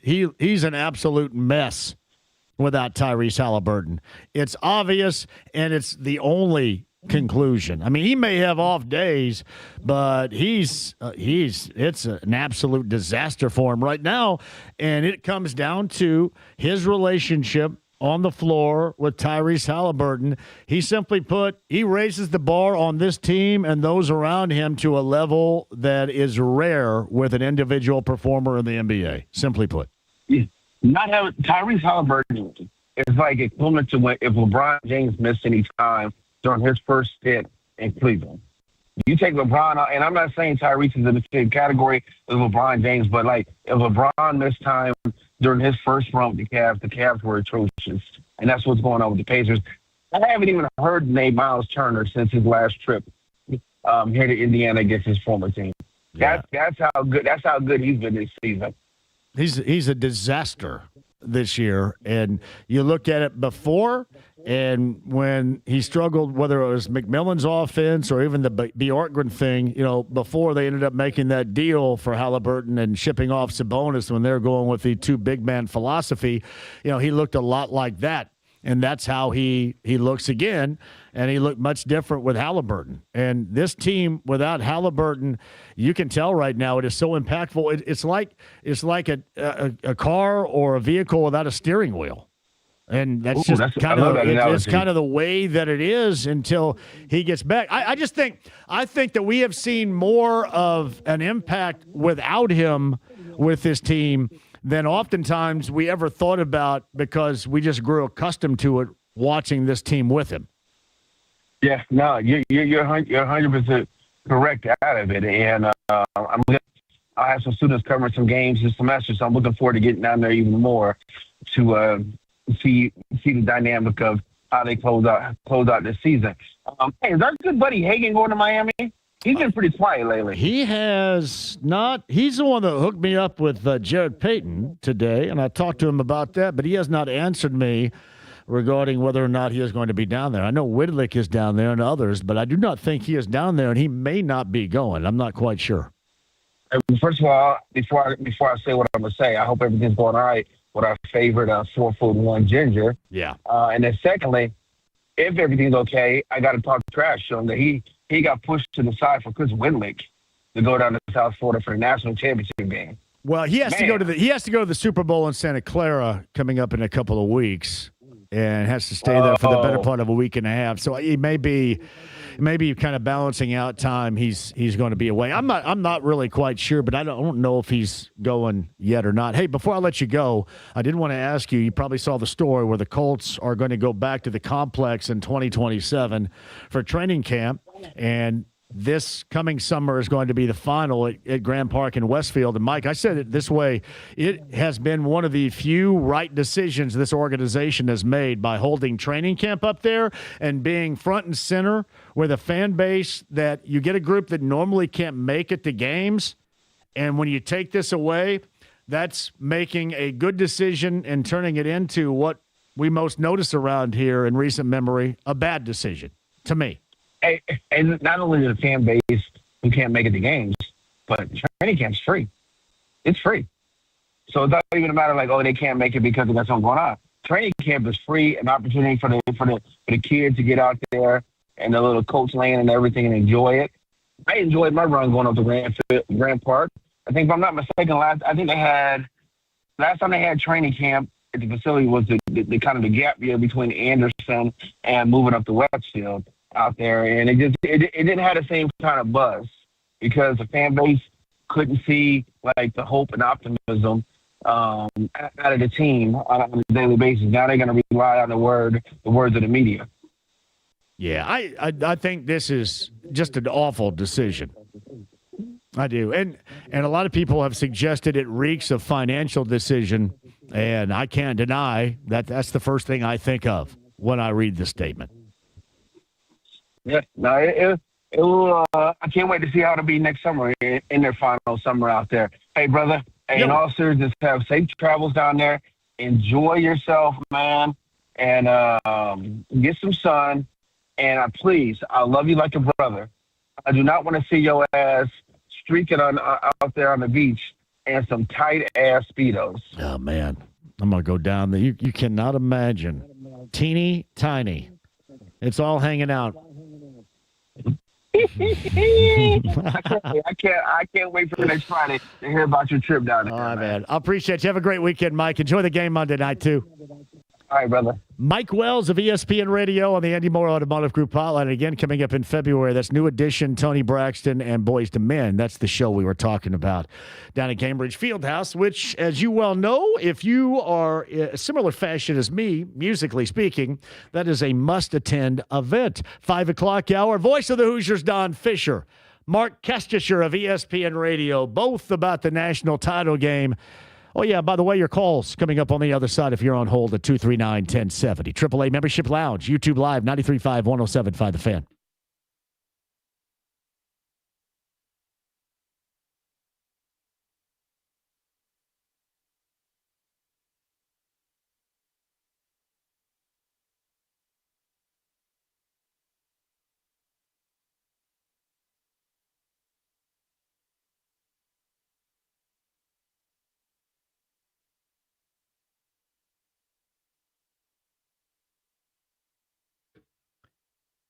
John Ford, Premier Weight Loss, your weight loss journey for 2026, your New Year's resolution to lose weight. It starts here.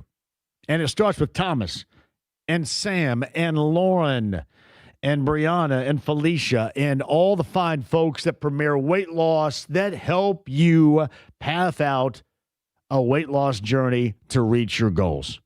It works. It really does. medically supervised weight loss injections right here in Indianapolis with the 2 area locations to serve you. So if you're thinking about doing it, now is the time. That's pwlindy.com to get started. Please check in with me if you have any questions or to tell me how things are going at pwlindy.com. Ask about the electronic toning machine as well. It sincerely works. They have everything you need if you're looking for that weight loss, better health, and getting you back into shape today. That's Premier Weight Loss, pwlindy.com. Get started today. That's pwlindy.com.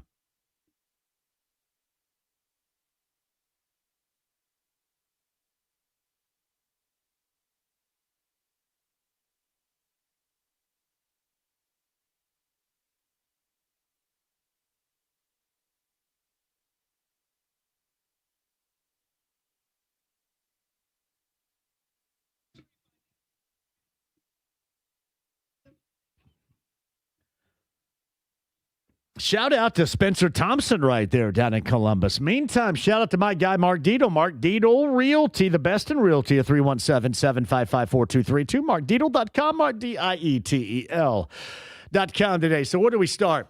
You draw a conclusion that you need more space. It's just a headache right now because the family is growing and you're just running out of that.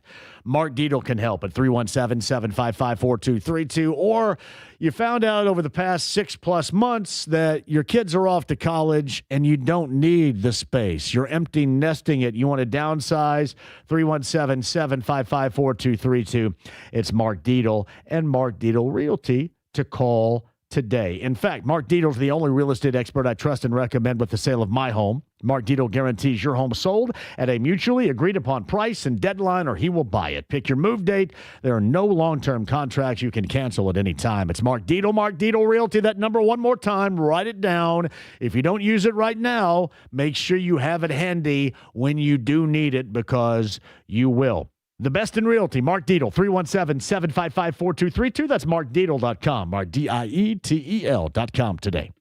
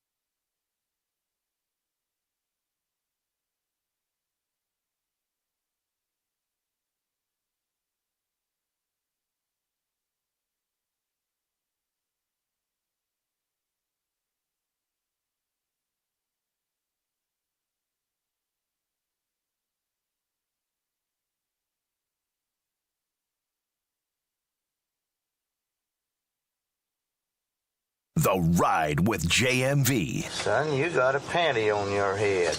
Just drive fast, eh? 93.5 and 107.5. The Fan. James over there, I'm John. Nothing but the 90s this weekend on B105.7. No JMV takeover Saturday night. I'll be in South Florida with you guys. Be back coming up next Saturday night. We do have a State of Indiana Executive Department proclamation from Governor Mike Braun. There's a lot of whereas and therefores in this. So, obviously, this was not written by a human from Du Bois County, much like it would not have been written from a human from Greene County. The Indiana University Hoosier football team has earned a historic opportunity to compete in the 2026 National Championship, bringing pride and excitement to communities across the state of Indiana, and the Hoosiers have completed an extraordinary undefeated season, demonstrating exceptional discipline, resilience, and competitive spirit. And the student athletes, coaches, and staff have represented Indiana University with integrity and determination, reflecting the highest ideals of both the university and our state. And Indiana University's iconic cream and crimson school colors have long symbolized tradition, unity, and excellence for generations of students, alumni, and supporters. All right, where's the proclamation here? Holy crap. Now, therefore, here's a therefore. I, Mike Braun, governor of the state of Indiana, do hereby proclaim January 16th, 2026, James, as Cream and Crimson Day in the state of Indiana. Invite all citizens to duly note this occasion. There it is. We're not going to get any extra holiday pay for this, though, are we? No, probably not. Probably not. There's your proclamation from Governor Mike Braun. Jeremiah with his own proclamation at 239-1070 next. See if you can beat that, Jeremiah. JV, thanks for taking my call. My proclamation is I was going to do a high noon double shot request for Coolio and Amish Paradise back to back since you're going to be out of town. That's one of the greatest remixes ever created right there too, right? Because you go Coolio, Gangsta's Paradise, to Kingpin with Woody Harrelson, and then to Weird Al and Amish Paradise. Nobody has a remix like that, exclusive to the JMV Takeover. It is phenomenal. It's one of my favorites. Definitely going to miss it this weekend. I'm a little jealous we couldn't make it down there. But the Diplomat is phenomenal. We've stayed there before. You're going to love it. It's outstanding. There's a nice little restaurant up on the boardwalk called Mamacita's. Has some great cooked fish. I highly recommend it, my friend. I can do that too. That's low-cal. Hey, Jeremiah, does this Diplomat place kind of like White Lotus? You ever see HBO's White Lotus? Is it like that? I have not seen it. Because I got my fingers crossed. It is definitely exquisite, though. It's to the nines. So there is a lot of fun that could be had there. Yes. Oh, I'm all about it. I'm all about the confunction fun with 2 Fs. Fun, brother, is what we're going to have. So I'll let you know if it's anything like White Lotus, especially the season they were in Italy. I'm down with it. I'll have to watch it. Got it, pal. That's definitely not.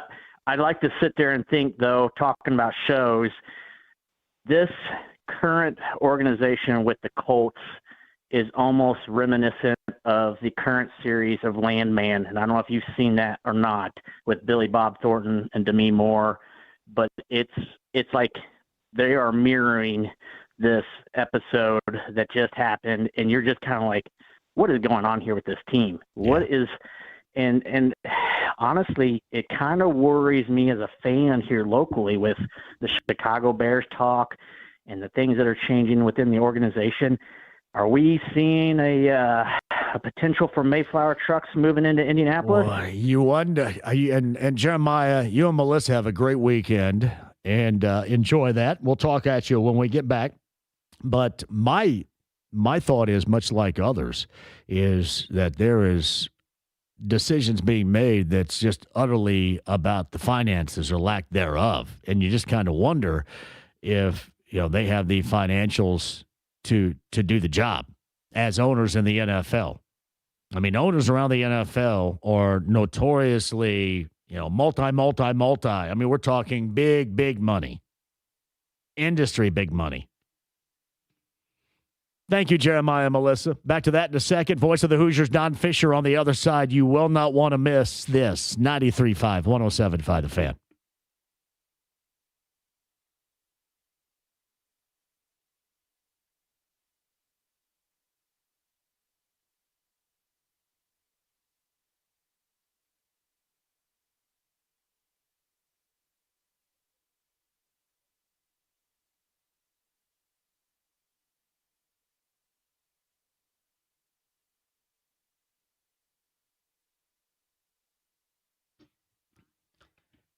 Andy Moore, Buick GMC, 131st State Road 37 in Fishers. Let's go ahead and highlight his name. It's Eric Wilson for a reason. He's going to get the car buying experience done for you at a level in which you have never been a part of before. So many dynamics involved in having the best, the easy, the hassle-free car buying experience that you get at Andy Moore Buick GMC in Fishers. First, you have to have the inventory. Then you have to have incentives to buy, which is like a big old coupon for you to save money on whatever your purchase might be. And then the service after the sale to prolong the life of your vehicle. All important and all factors you get with my friend Eric Wilson and Andy Moore Buick GMC. Simply put, go no place else. It's Andy Moore Buick GMC, 131st State Road 37 in Fishers.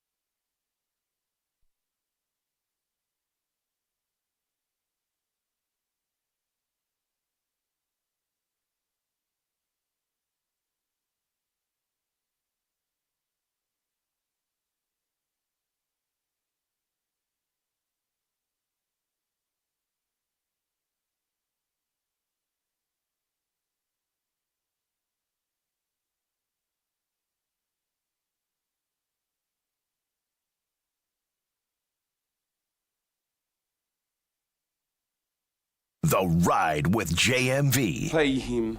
Pay that man his money. 93.5 and 107.5. The Fan. Coverage of this run to a national championship is brought to you by True Blood Real Estate. Experience the True Blood advantage online at trueblood.com. Welcome back. Voice of the Hoosiers, Don Fischer. Joins us now, the Andy Moore Automotive Group hotline. Hour number 3 here on a Friday. Good afternoon, Don. How are you, sir? I'm good, John. How are you? Oh, I'm healthy. I'm lacking wealthy and wise, but I am healthy.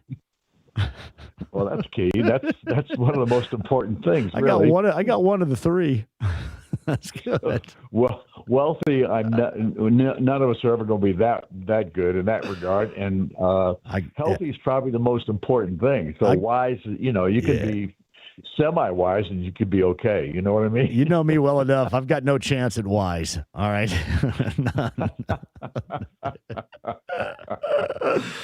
Hey, so last night, my daughter Eleni is going to turn 16 when I get back from South Florida. And obviously, what do you want to do? You want to have, your dinner party when I'm not here. So she wanted to go to our table. So I go down there last night and I'm walking up and I was going to have a beer and go in and set a time, but I forgot they're not open on Sunday. So, yeah. Oh, that's true. They're not. Yeah. So, yeah. I actually walked in and then I walked back out. They probably think I'm weird or something happened or something. It was weird. But.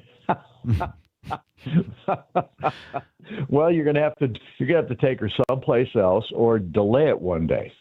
Trying. I'm trying. So you're doing the IU Iowa game tomorrow, then going down? How's that working? Yes. Yeah, I'm definitely doing the Iowa game tomorrow and then flying down with a group of people that are also hanging back because of the basketball game tomorrow in the athletic department. So we're flying together on a flight out of Bloomington tomorrow. So who's with you on that flight? Can you say? Jake and John will be. Okay. And then the rest of the group, I think, is just staff people from the department, from the athletic department. How's is Buck getting down there via covered wagon? How's he going?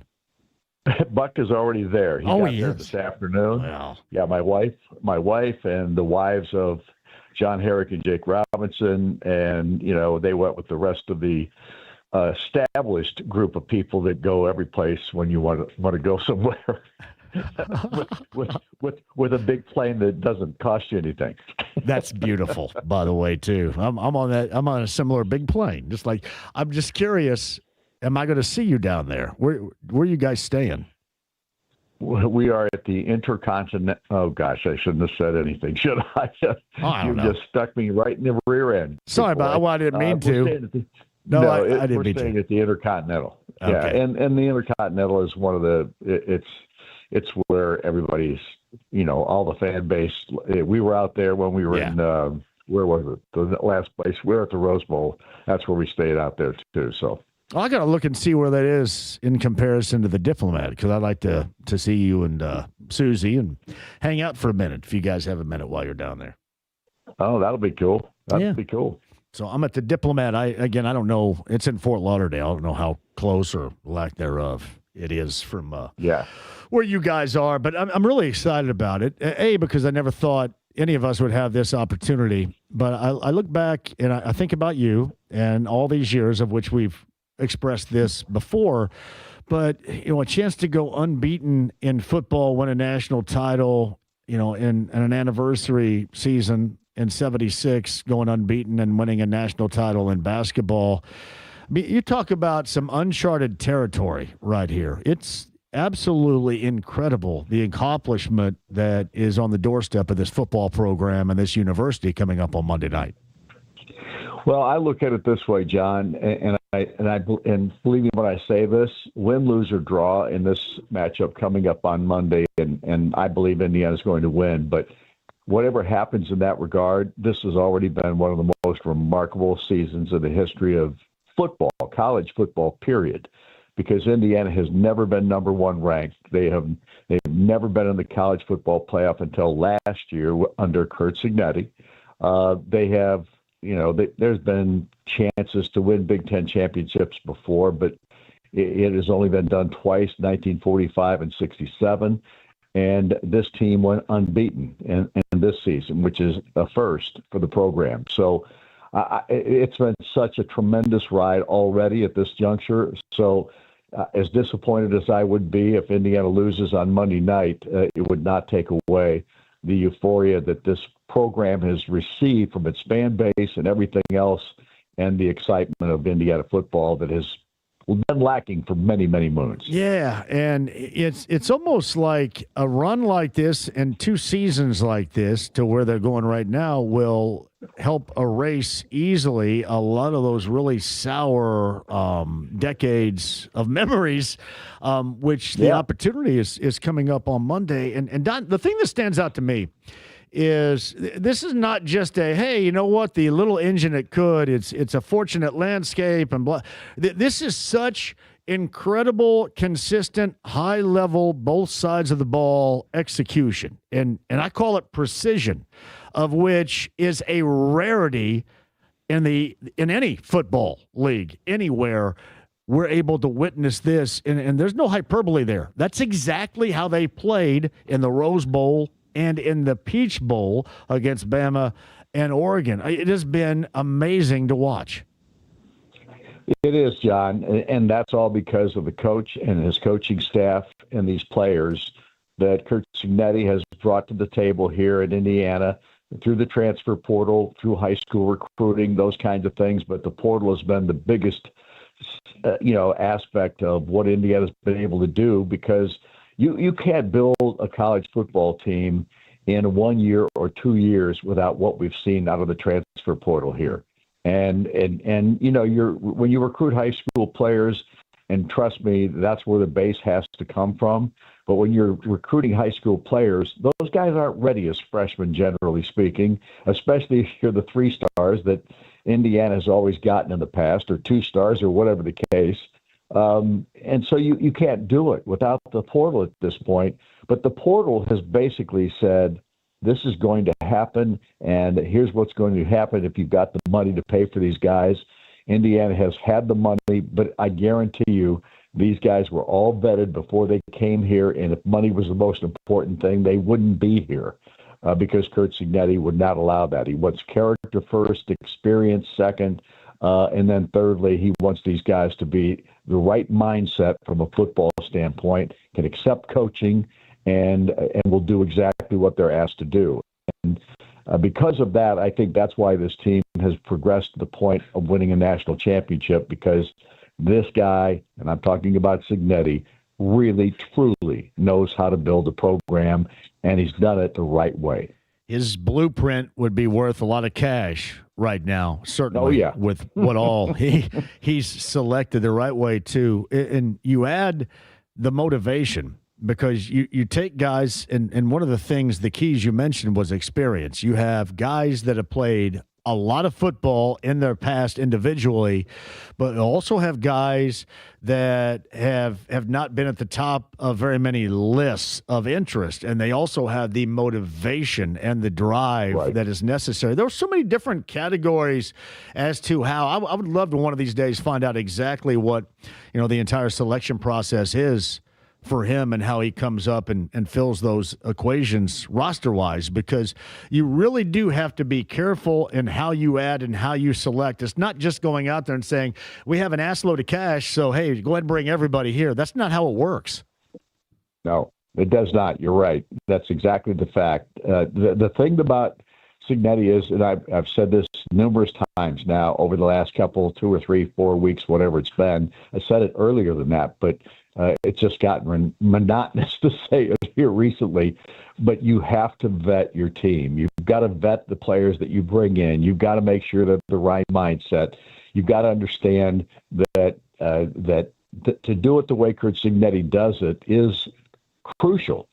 And I don't think that those kinds of secrets are going to be given away anytime soon, because this coach has got a system, he's got a philosophy, and he does the homework. He goes and watches film ad nauseum, and he loves to do it. That's the amazing thing.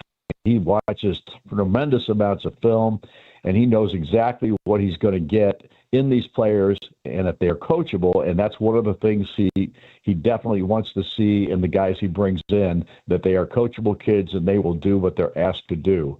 If they buy in immediately, they're there for as long as they can play eligibility-wise. If they're not, they won't be there, because That's his whole system, is getting the right guys and then being able to coach them up. So Don Fischer, voice of the Hoosiers on the Andy Moore Automotive Group hotline. Monday night national championship game, Hard Rock Stadium down in Miami Gardens in South Florida with Miami and IU. Of course, IU, Iowa coming up down in Bloomington in basketball tomorrow. 93 WIBC for that. We'll get to that in just a second, too. Have you taken a lot of time and maybe looking at Miami's roster and see how that's going? Because it's really odd to me. I mentioned this. Jared Payton is the son of the late, great Walter Payton, who spent time playing for Miami as a running back. He was on a little bit earlier, and I mentioned normally Miami players, alumni, present players, speak with such a level of bravado. Their fan base kind of follows suit. And now you have – I'm not talking about the team with IU, but the fans that are so incredibly confident about the way their team is playing, and the Miami team, the fan base is kind of laying out a little bit and just being a little bit more conservative. How times have changed with this in mind going into Monday night. It is amazing, that particular dynamic. And hey, Don, Miami has carved out a path themselves with some impressive wins. They have, and that, what they've done, and a lot of people thought that Miami shouldn't have gotten in. I think a lot of people felt that it should have been Notre Dame that got in, and Miami got their place. But they have proven through these 3 ball games that they've played thus far, they deserve to be there. They beat Texas A&M, of course. That was the first matchup. They beat Ohio State, and then of course they come up and knock off Ole Miss this past week. So. They have played 3 really impressive ball games. They have gotten, as Indiana has, better through the season. And it's a ball club that, in looking at their roster and looking at their starters and how they go about their business, they're a very physical football team. And they're going to cause Indiana some problems. And Indiana's going to have to fight through those issues, whatever they might be, just because this is a very aggressive football team. And I don't think there's any doubt that it's probably maybe as physical as any team Indiana's played this year, including the Iowa Hawkeyes. And we know that Iowa is probably one of the more physical teams in this league, in the Big Ten, without doubt. And I know that Kurt Cignetti believes that this is one of the traits of this Miami ball club as well, that they are a very physical football team. And that gave Indiana probably its toughest ball game in the sense of not in the sense of score anyway, because it was a tightly played ball game, and Indiana found a way to win it at the very end, much like they did against Penn State. But it was because that Iowa ball club was so physical and gave Indiana all kinds of problems. And had they not lost their quarterback in that game late, Indiana might have gotten beaten in that contest. It might have been their only loss of the season.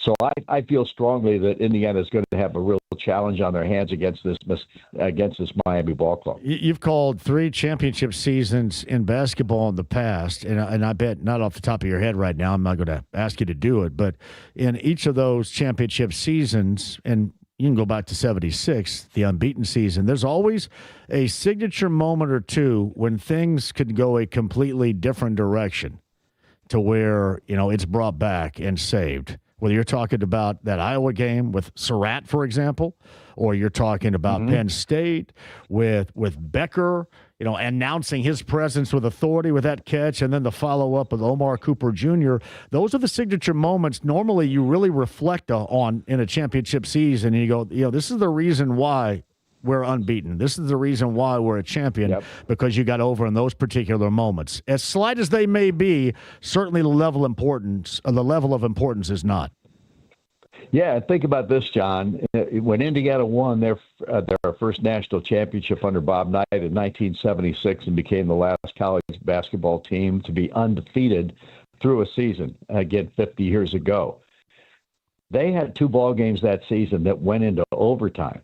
One against Kentucky at Kentucky, and the other in Bloomington against the Michigan team that they beat 3 times that year, including the national championship game.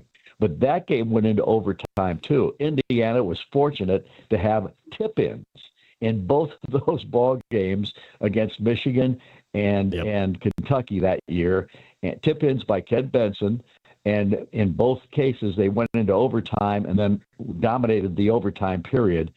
But those two games could have changed the whole drama of what Indiana did in 1976 had they lost either one of those games. It is absolutely amazing to see how moments like that happen. And you've seen it right here in front of your own eyes and calling it. And I do have to ask you, because we haven't talked since obviously last Friday night, how floored were you with how big that IU crowd was in Atlanta for the Peach Bowl? Well, I would say this in both cases, both the Rose Bowl and the Peach Bowl. Absolutely incredible fan base that turned up and turned out and dominated the ball games in each case as far as the fan energy base is concerned. It was incredible, John. Every place you walked in Pasadena, every place, well, not so much in Pasadena, but definitely the Peach Bowl in Atlanta, I've never seen anything quite like it. It's like this fan base has just packed up everything that they've got, and they've been on the road for the last 3 weeks because it has been so cool to watch and see everybody coalesce and just get behind this football program. And obviously, it's what Cignetti has brought to the table. It's what this team has brought to the table. It's just such an exciting aspect of this college football season. And here's the other thing, John. I'm not sure we've ever seen anything like this, the kind of turnaround that has taken place from any college team in athletics. It's almost surreal. Yeah, there's no hyperbole, and you and I both are on the same page with this. There's no hyperbole here. It's just the simple truth. We've never seen anything like it, coaching-wise or turnaround-wise. And I brought this up the other day. There are comparisons, and that's not downplaying anybody's fantastic seasons of the past around here. And, Butler most notably going back-to-back to national championship games is brought up. And, I'm not downplaying that accomplishment whatsoever. But we've never seen anything like this. And nationally, we've never seen anything like this. This is one of one until further notice. Exactly right. I'm sure the Louisville people could talk about last season for them after just a horrible season the year before, and they got a new coach in, and this guy, Pat Kelsey, did a terrific job of resurrecting the Louisville program, but not to this degree because Indiana has taken this to a whole different level with this college football playoff, and Ohio State, and then, of course, Alabama, and last week, of course, the victory over Oregon. To do that is just remarkable in itself. And this fan base is nuts because they deserve to be at this point. Yes. It's sowing some wild oats right now over decades of following this football program. The truth. Right. Exactly. Seriously, this is the equivalent of Curt Cignetti turning me into Brad Pitt.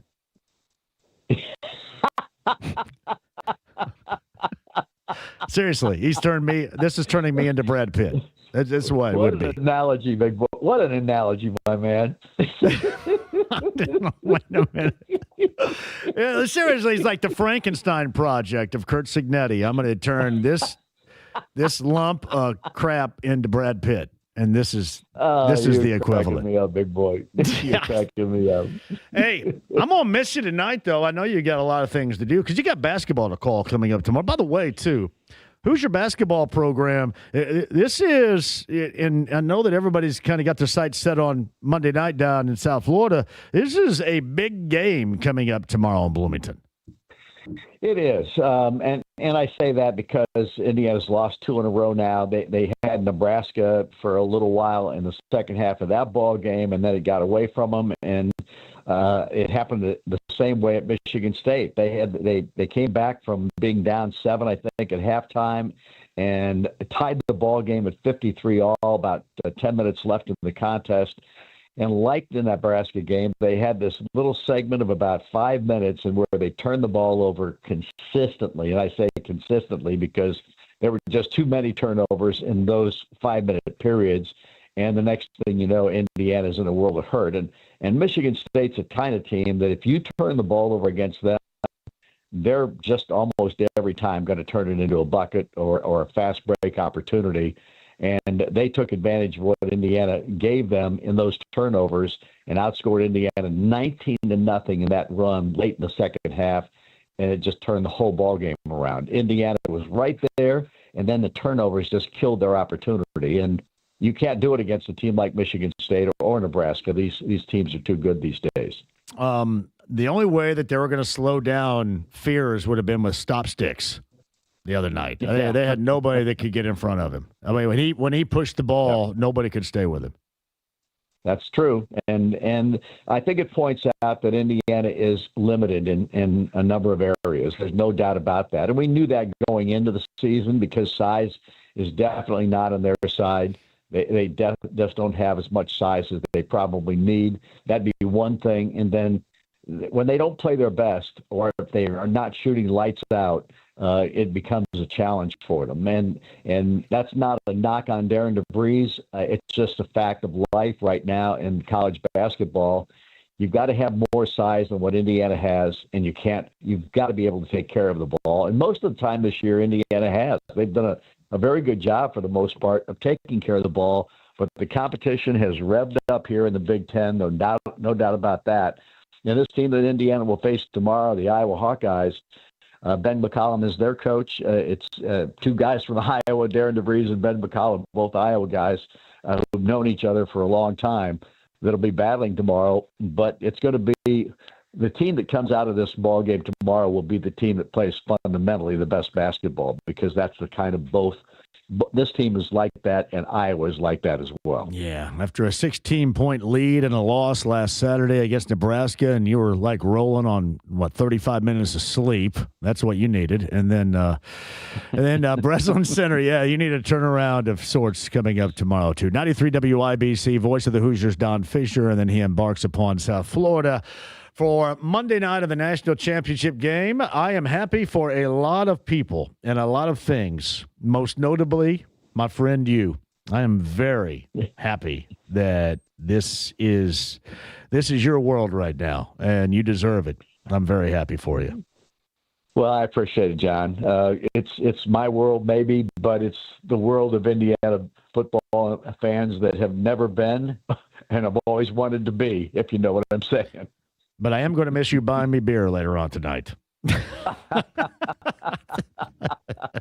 I understand completely, but tonight I'm getting to bed so I can get a full night's sleep. It's been a very busy 3 weeks here. You better do just that. All right, buddy. I'll look for you down in South Florida, and safe travels. Thanks, John. Appreciate it, buddy. Voice of the Hoosiers, Don Fischer, on the Andy Moore Automotive Group hotline. Shout out to Joe and Ginger on our table, by the way, too. Normally, this is where we go on a Friday, but obviously he's got a lot of stuff going on. So, and listen, I got to get up in the morning, too, and get going, so probably not my night to do that either. But no, shout out to our table for always being a great Friday spot for Don and I when we get that bad boy together. I'm assuming at some point we shall do it again. Mark Kestisher is going to join us of ESPN Radio. That is on the other side. Hey, don't go anywhere. Sit tight. It's 93.5, 107.5 The Fan.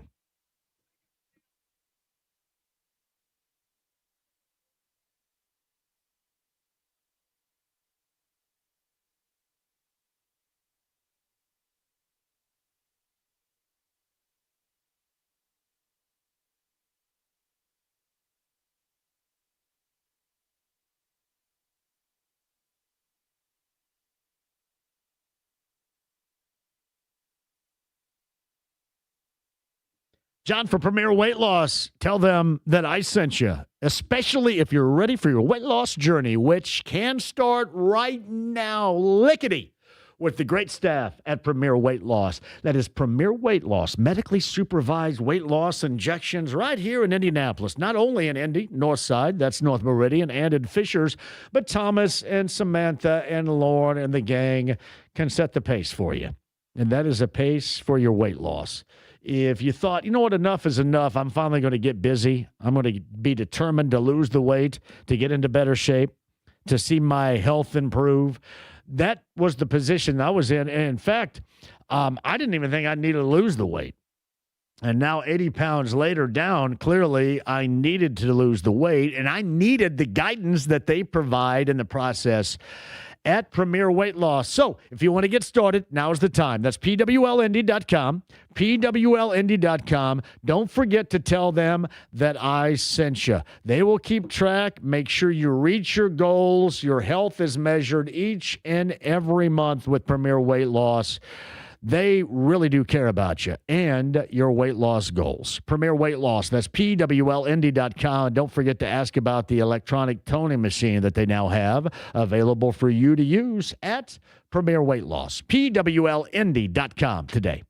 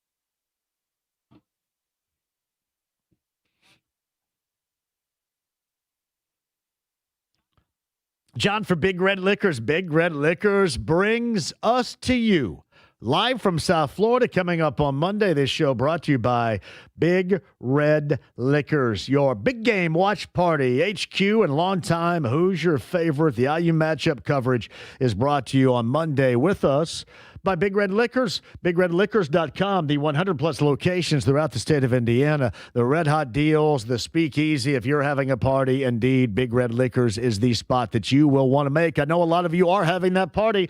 Make sure you check it out.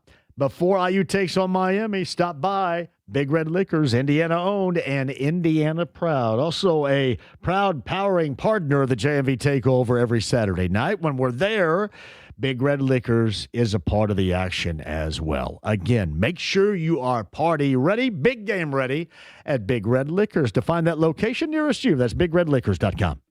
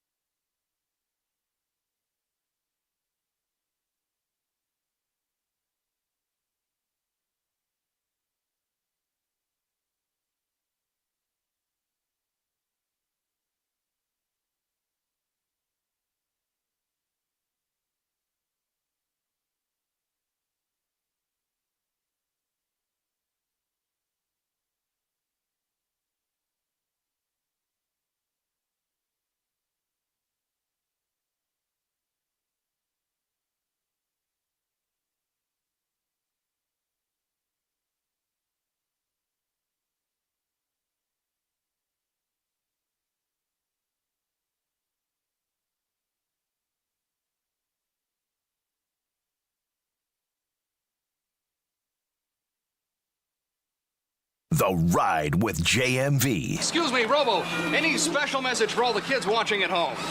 Stay out of trouble. 93.5 and 107.5. The Fan. Coverage of this run to a national championship is brought to you by True Blood Real Estate. Experience the True Blood advantage online at trueblood.com. All right, lined up with stuff, including the Colts' final year at Westfield in Grand Park, which I'm sorry is ridiculous. A lot less ridiculous things. It's awesome. Coming up on Monday night, the national championship game down in South Florida. We'll have a lead-in for you, brought to you by Big Red Liquors, coming up on Monday afternoon with his show live from the Diplomat.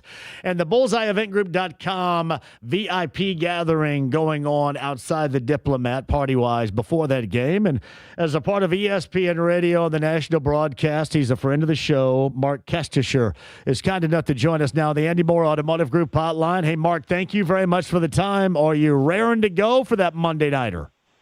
Yeah, John, we're looking forward to it. It's amazing, right? We're talking Pacers basketball. Last time we chatted in the NBA Finals, and who would have thought, if you had asked me then, with Indiana's chances just to make the CFP, let alone be a heavy favorite in the college football playoff championship game on Monday night. I'm not sure many of us saw it coming. I had Indiana in the Alabama quarterfinal game at the Rose Bowl. I had Miami in the first round, and last week against Ole Miss in the Fiesta Bowl. And two really deserving teams, and very interested to see how it all plays out Monday night. I'm going to start with Miami against Ole Miss, that game that you called. And Mark, what stood out to you? And I know that finally it was a moment where Carson Beck made significant plays to where I think the fan base got up off of him for a minute. But besides that in-game moment, what else stood out to you about what the Hurricanes did to advance to this moment coming up on Monday night? Yeah, I think, what has stood out in the three games and even last week in Glendale, Arizona is just, how mammoth that offensive line is. Both tackles, 6'9" on the left side. Maui Noah is going to be playing in the NFL next year at 6'6" on the right side. And they run the ball so well. Mark Fletcher is such a violent runner. And his backup, Shamar Brown, didn't even play in that first round game at Texas A&M when they could have used him. He was dealing with some injury, I believe.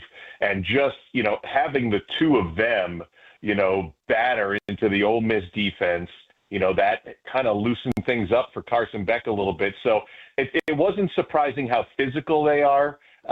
But having seen them twice in the last three games, it's so amazing to me that they didn't even participate in the ACC championship game, and really within a whisker may not have even made, the CFP field as the last team in. And, for a team that physical, and look, teams take losses during the year.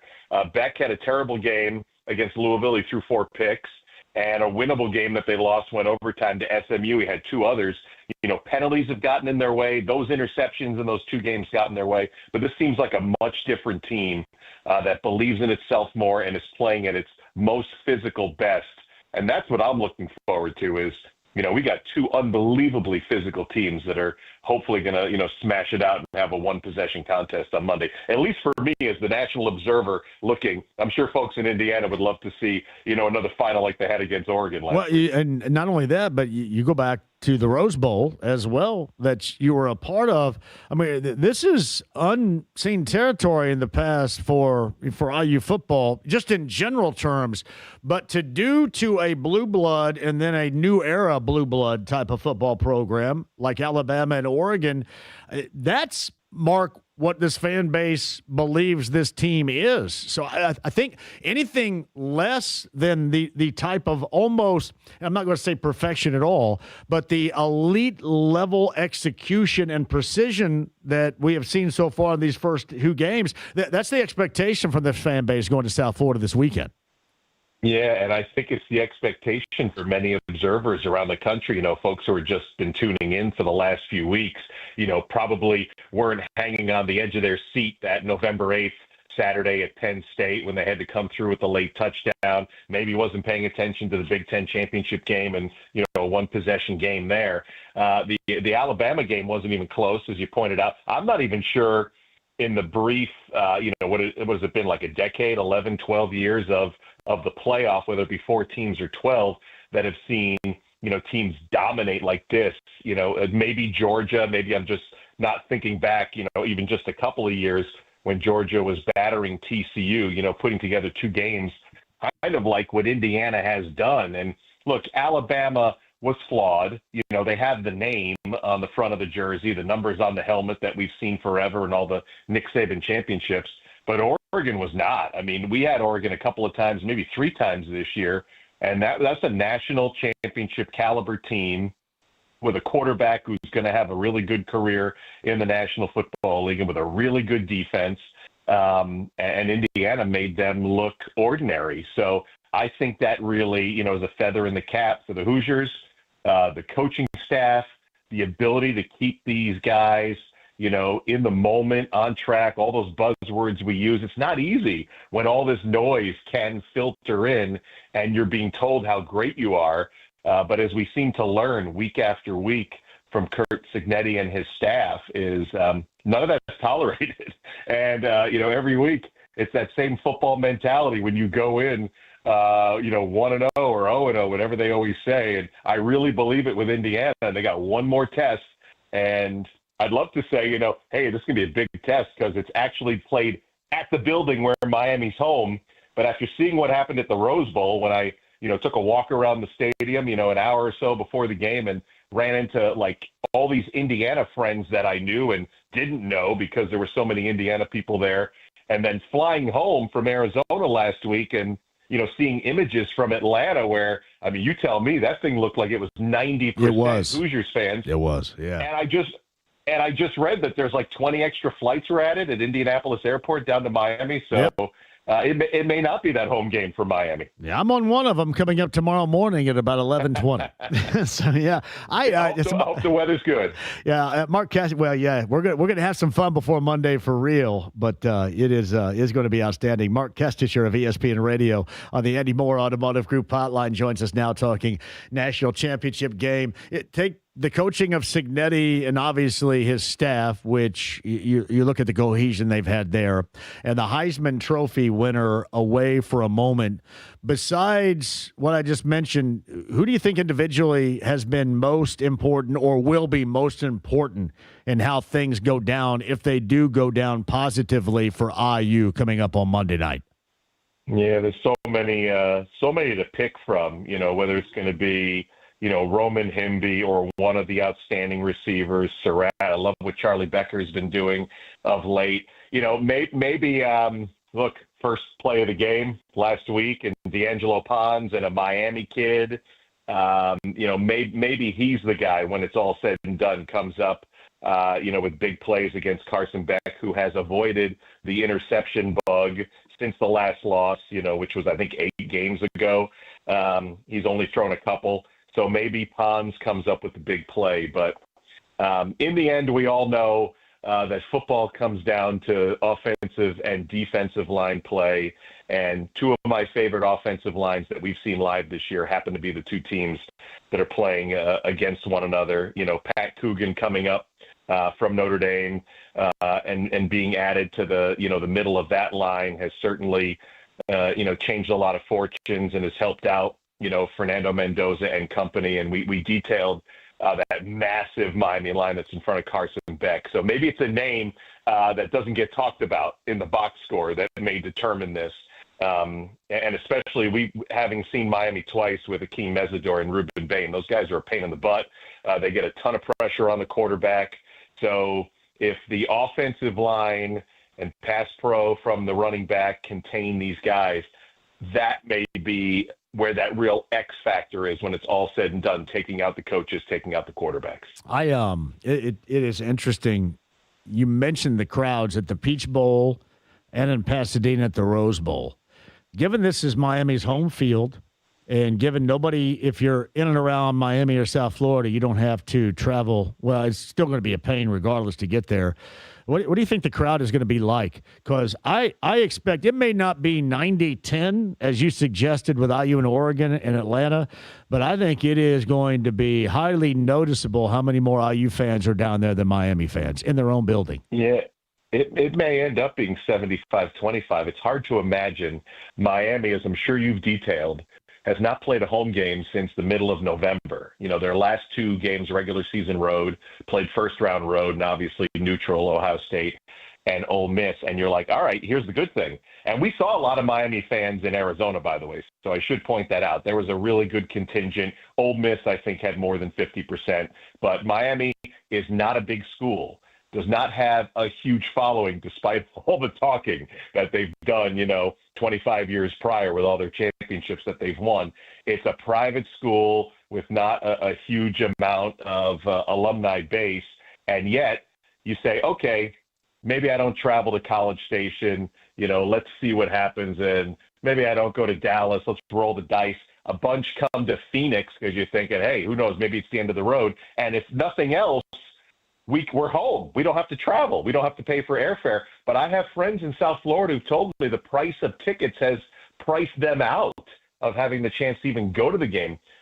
Shockingly, it was $20 to get in to the Orange Bowl for their first championship, whatever that was, 40, 50 years ago. It's nowhere close to that. I'm sure a lot of Indiana fans have already felt that pinch when it comes to buying tickets. So I think it probably is going to be more than 50-50. Maybe 75-25 is a little too high based on what I saw in Arizona, but it all comes down who can get those tickets, regardless of where it's being played. Who's getting the tickets first? And Indiana, I mean, we know that Indiana football, the story of Indiana football, what's happened the last 2 years, even to all the Indiana fans I ran into in Pasadena, they couldn't believe what was happening. Massively. And now we're 2 wins after that. Yeah, But massively we're 2 wins after motivated. that. You're 1 win from a championship. You almost like you have to be there. Yeah, it's massively motivated group. I bought tickets as a fan to Yankees Red Sox in London, England. This was like 2019 when they were playing those series overseas. And I'm like, I don't know if this is ever going to happen again. I'm a huge baseball fan, and it's the summertime, and who doesn't want to go abroad? And so you spend whatever it costs to go. And I have to imagine, not to say that, the Kurt Signetti era is going to end anytime soon, but you just don't know if you're getting back. You got to go. So Mark Kestisher of ESPN Radio. So you're going to be a part of the broadcast group for the national championship game. Is Sean McDonough, and is it Greg McElroy too? Yeah, Sean McDonough, Greg McElroy will have the call. My pal Ian Fitzsimmons and Quint Kesnick will have the sidelines. My partner for the whole season, Kelly Stauffer, is going to handle pre-half post with me. And just so you know, I'm the only member of the crew who won't be in Miami. Oh, man. I get to hold it down from Bristol, Connecticut, from headquarters, but it's okay. It'll still be great to be a small little piece of the national broadcast. It's always a pleasure to talk with you, Mark. Thanks for spending the time per usual. Enjoy it. Enjoy the weekend. Enjoy the game coming up on Monday, and I'm sure we'll do it again soon.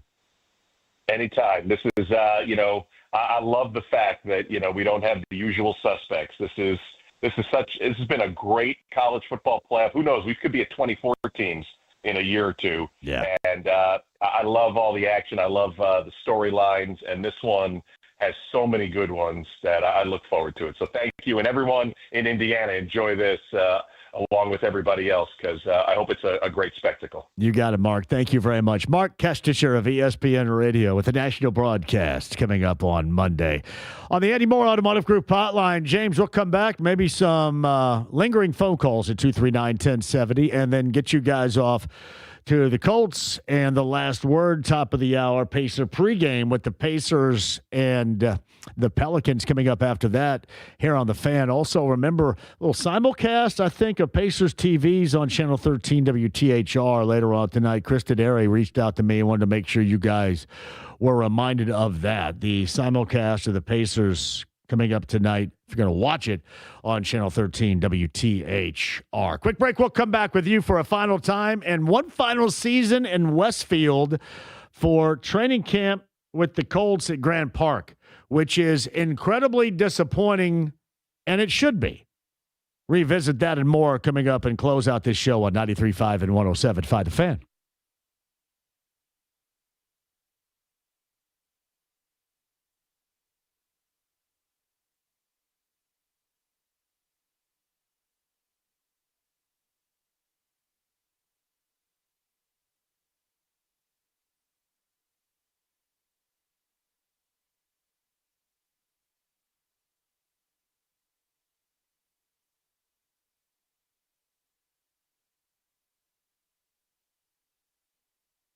Hey, Johnny for WeGrowHairIndy.com, 317-522-2995. You want your real growing hair back, and you're thinking maybe it's a pipe dream. Nah, it can't happen. No, you have the option. You want to take advantage of the option? 317-522-2995. Darren Andrews will give you the explanation as to why it can work for you. And it has for me for the better part of 9 years now with WeGrowHairIndy.com. So if you want the option of your real growing hair, make that call. 317-522-2995. Make sure you tell Darren Andrews that I sent you. WeGrowHairIndy.com.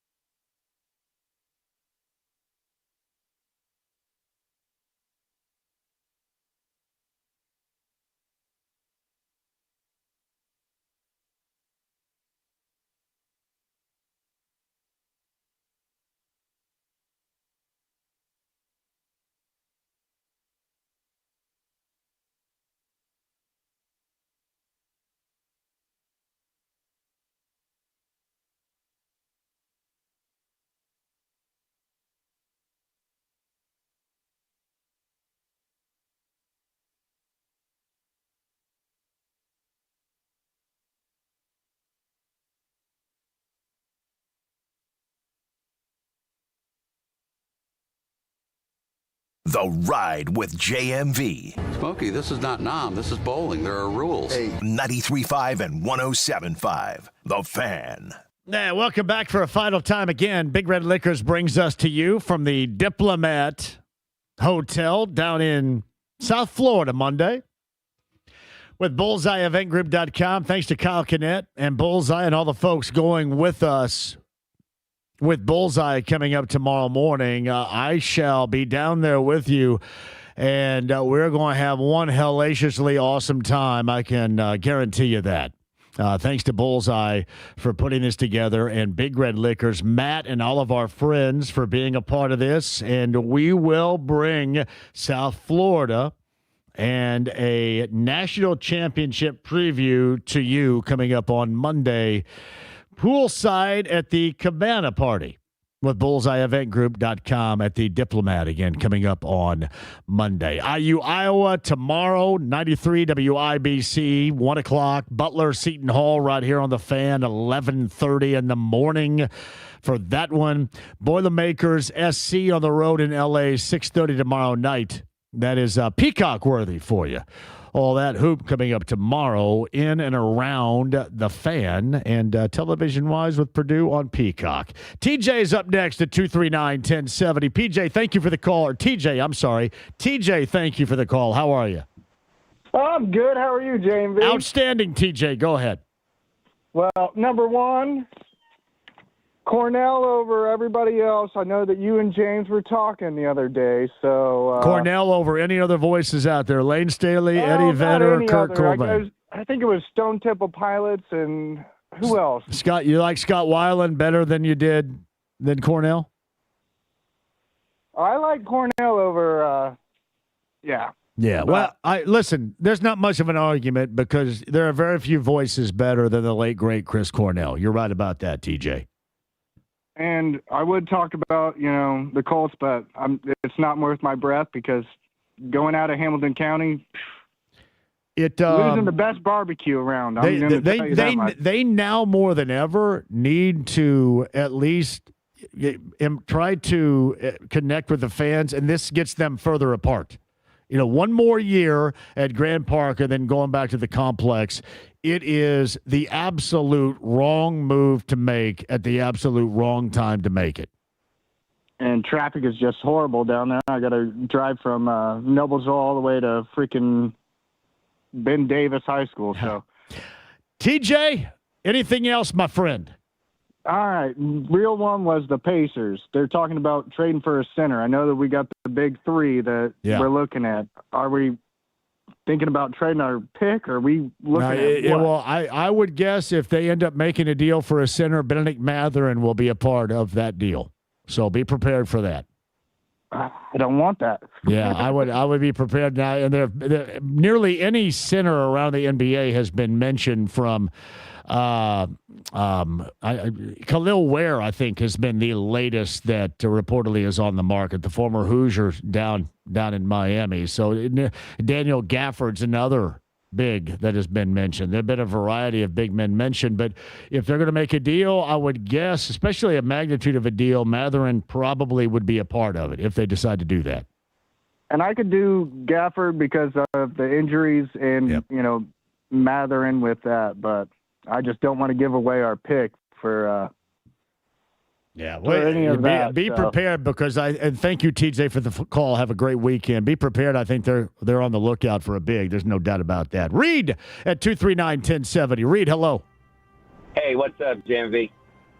Go ahead, Reed.